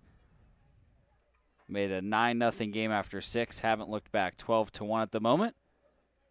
And Pujols leading things off in the 9th for Hyannis. 0-2 pitch is a bouncing ball to the right side. Troy has it, tossed it to first. And Wareham is 2 outs away. 12-1 game. Nobody on base for Dominic Johnson. And so Wareham, with this win, will move above 500 for the first time this season. They'll keep second in the West. They moved in sole possession of second for the first time yesterday. First pitch to Dominic Johnson is a fastball for a strike. Johnson's 0 for 3 with a couple strikeouts. But Wareham's been playing some good baseball recently. 0-1 pitch. Fastball that misses just inside. Johnson has been very busy in center, so a few balls over his head, and it has not been an easy night. Solve from the windup. The 1-1 pitch is inside. Wareham with their highest run total of the season. 12 runs tonight. Outside of that, they had 10 against Orleans, as that pitch is cut on and missed. Now 2-2 to Johnson.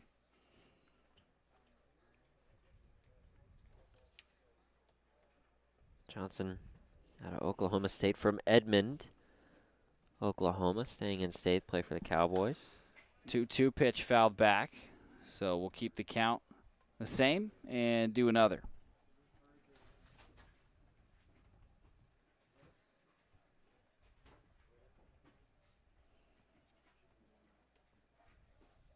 Johnson saw very limited action for Oklahoma State this past season. As that pitch is grounded to the right side, Troy ranging to his left, has it on the run. The throw to first, not in time. Great play by Tommy Troy. He was shifted over to second, had to go a long way for that, but just couldn't quite get it to first. And Johnson is safe. Nice play there from Troy, just to give himself a chance to try to make the play over at first. A nice little spin move, the throw just a little bit late. Johnson was hustling down there to first.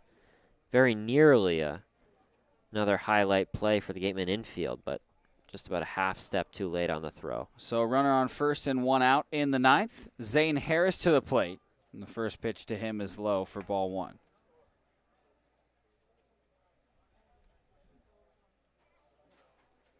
Wareham up 12-1.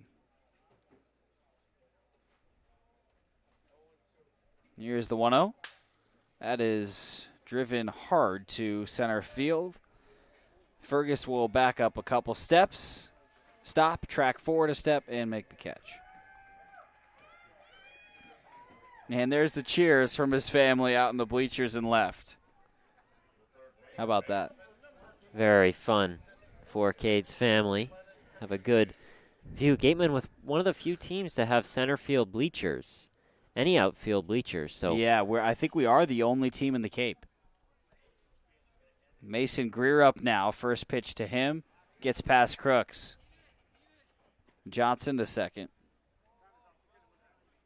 A little bit of an uncharacteristic night for Jimmy Crooks. Especially, I think, as this game's gone on, and he just hasn't needed to be as sharp as he usually is. Yeah, can tend to fall asleep a little bit. That'll go down as a wild pitch. One that Crooks shaking his head on. Feels like he should have had. Wareham 1 out away with the runner on second. 12-1 lead in the 9th. That pitch to Greer gets past Crooks again. And Johnson's to third. 2-0 now to Greer. That's going to be a pass ball, the second of the night for Crooks. I think he's had one this season leading up to this game.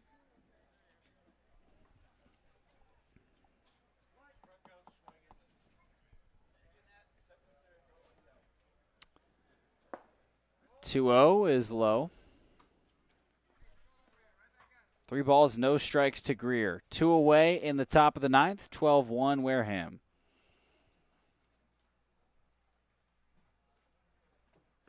That pitch is low. Greer will walk. Greer's had a nice day. One of the few for Hyannis to be able to say that.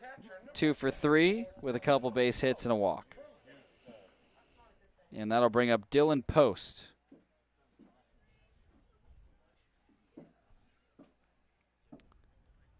The catcher is 0 for 2 with a walk. He scored the lone run for Hyannis tonight.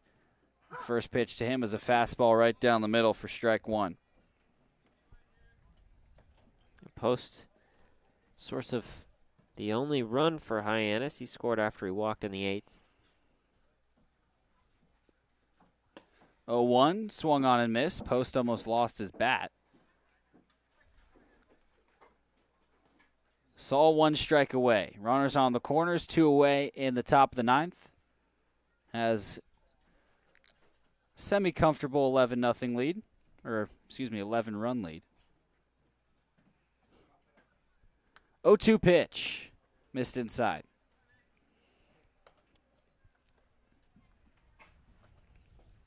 Well, the bats have been better over the last few games. We mentioned the open, the situational hitting improving, and tonight was the best we've seen yet, Owen. 1-2 pitch, fouled off. Post just stays alive. Yeah, the bats tonight, they've just been converting. The one that stands out, of course, is that 6th inning, 6 runs. But as this game's gone on, they've just been converting. They've had many chances, and they've been converting on the ones that they've had. Here's the 1-2 pitch. That nearly hit Post. Came with the fastball inside. Post barely gets out of the way. Saul's had some trouble with that fastball. That's not the first one we've seen that's been high and tight on some of these batters. And on that last walk to Greer, he had a bunch of pitches that were inside as well.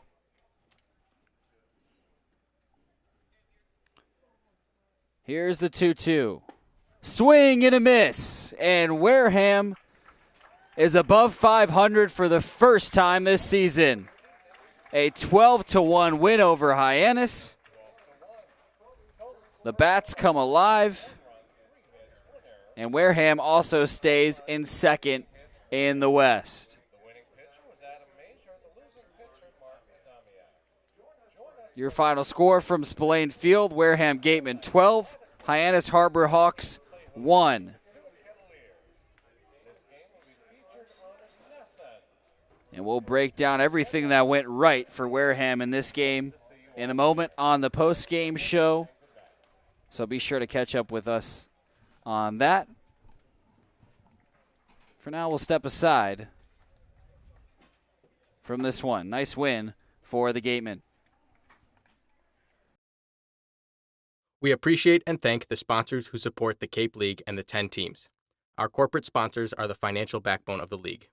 It is with their support that we are able to preserve our long-standing tradition of providing the best family entertainment here on Cape Cod. On behalf of the Wareham Gatemen, the 9 other teams, league officers, and the entire Cape League family, we would like to announce and thank our 2021 corporate sponsors. With much appreciation, we recognize the Yawkey Foundation, Curry College, Cape Cod Healthcare, the 99 Restaurants, Coca-Cola Bottling of Cape Cod, Badger Sport, 47 Brand, Cape Cod 5-cent Savings Bank, Milton Cat, Mosquito Marys. Fairway Financial, Ocean Spray, Seaside Le Mans, Rogers Gray, Franklin Sports. Cape Destinations, Sullivan Tire, Cape Cod Times, Kinlan Grover Real Estate, Cape Cod Chamber of Commerce. Highline Cruises, Sports Picks, On Deck Sports, Barnstable Bat, Hyannis Area Chamber of Commerce. HP Hood, Sunderland Printing, Axis Bats, Quest Diagnostics, Cape Space. And of course, thank you to Major League Baseball for over 50 years of support.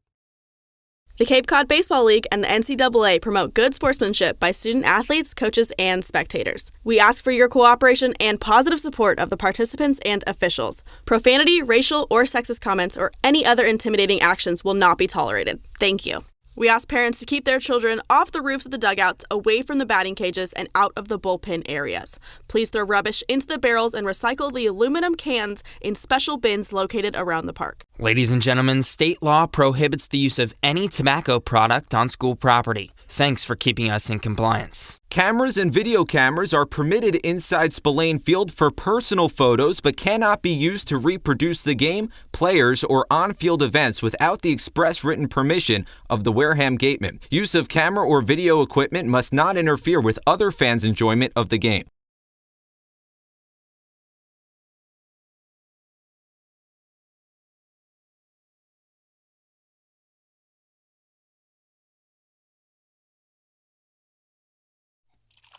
Cape Cod Coca-Cola thanks you for supporting the Cape Cod Baseball League and for refreshing yourself with ice-cold Coca-Cola products. Please remember to recycle your empty bottles, cans, and all other recyclable materials. It takes only 6 recycled plastic bottles to make a new baseball cap.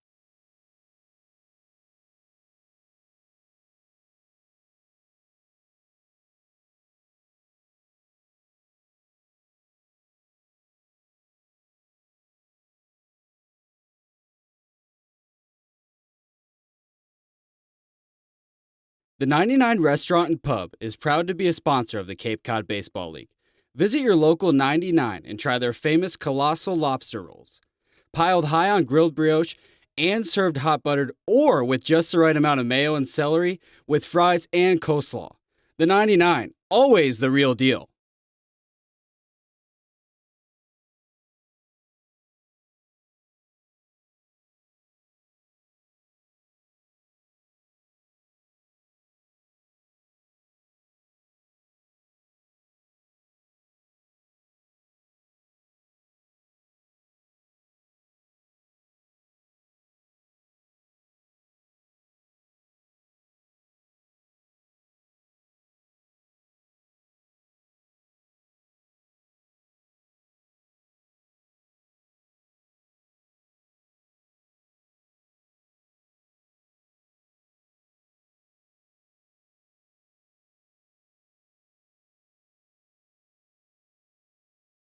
Badger Sport is a leading provider of superior quality team uniforms and performance athletic wear, including performance t-shirts, fleeces, shorts, and pants. From the fields to the stands, and at every practice along the way, Founders Sport Group makes authentic, quality apparel accessible at the speed of the sport. Visit foundersport.com today. Baseball Factory is a company specializing in player development and college placement of high school baseball players. We care about guiding players to a college that is the perfect fit. Give us a call at 877-752-6025 to get started today. For a nostalgic Cape Cod vacation experience, head to Bay Motor Inn, where guests are treated like family. Located in the heart of Buzzards Bay Village, this 1950s-style cottage colony still provides you with up-to-date amenities. The Gatemen thanked the Bay Motor Inn for their support.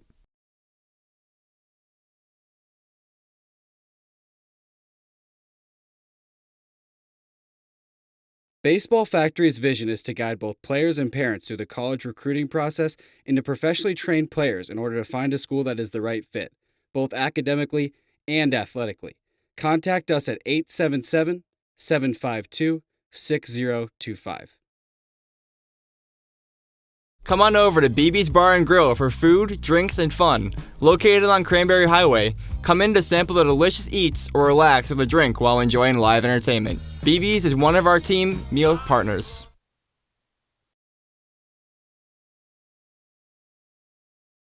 With professional coaches that provide personalized world-class baseball training, Baseball Factory helps every player take his game to the next level.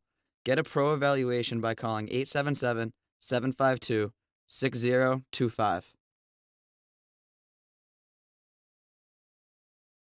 One of the area's best restaurants is located right up the street, Brewfish Bar and Eatery. Brewfish offers 20 rotating craft beers on tap and creative pub food. Check out their off-the-menu brunch with a Bloody Mary bar and $5 mimosas on Sundays. Join us for outdoor dining and drinks under the tent or for live music, located on Route 105 in Marion.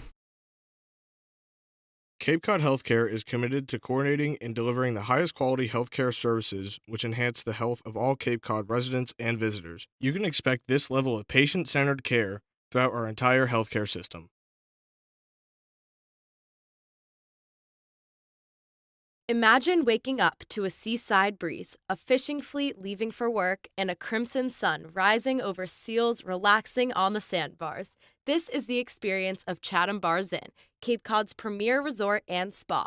To learn more about Cape Cod's finest luxury hotel, resort, and spa, visit chathambarsinn.com.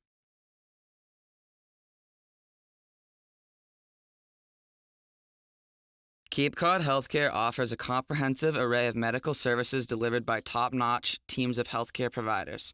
Their physicians provide the best evidence-based and proven medicine at their state-of-the-art facilities.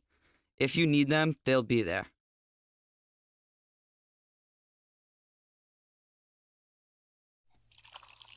Cape Cod Coca-Cola thanks you for supporting the Cape Cod Baseball League. Cape Cod Coca-Cola has been proudly refreshing the community for over 30 years, and we're honored to support the Cape Cod Baseball League and many other wonderful organizations on the Cape.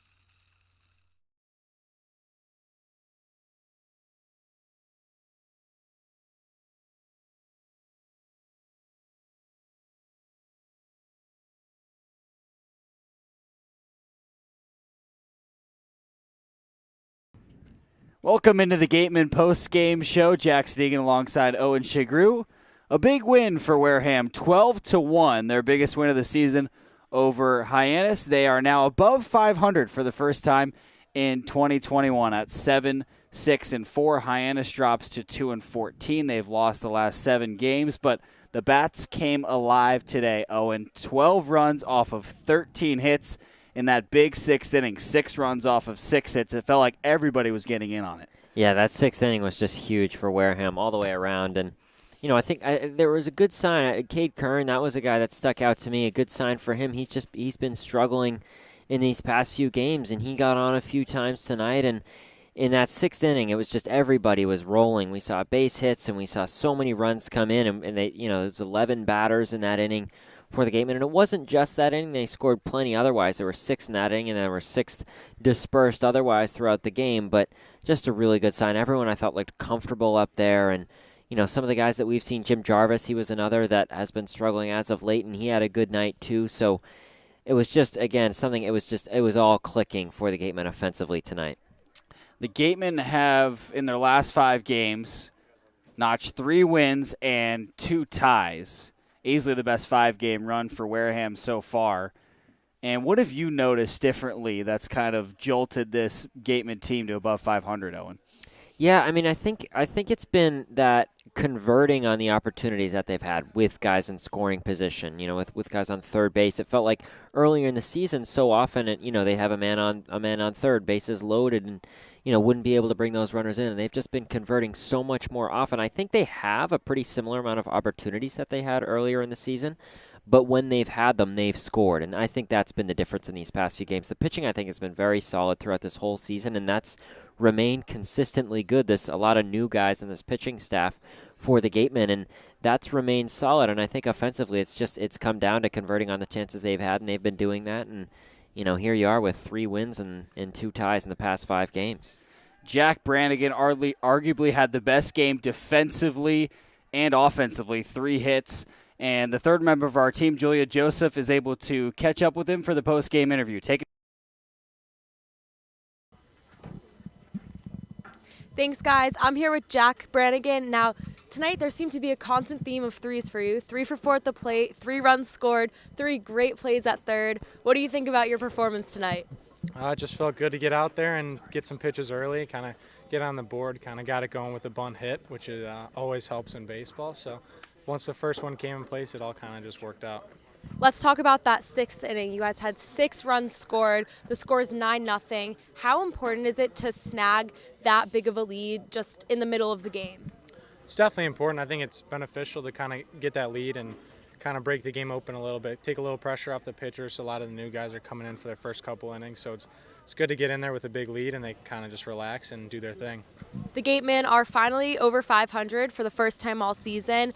What does this do for you guys going forward, confidence-wise? It's definitely a confidence booster. It feels great to get a couple wins in a row, kind of end the tie streak and move on to a win streak. So it feels good to just get some wins. Hopefully we can pile them up and keep it going. Great. Thank you, Jack. Yeah, of course. Thank you for having me on. Back to you guys. Thanks, Julia.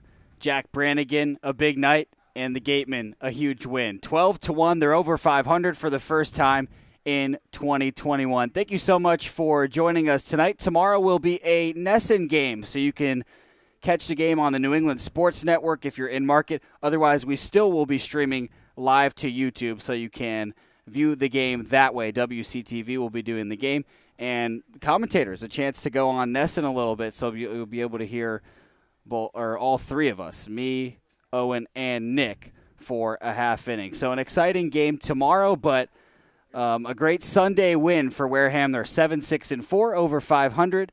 And everybody have a great Sunday night.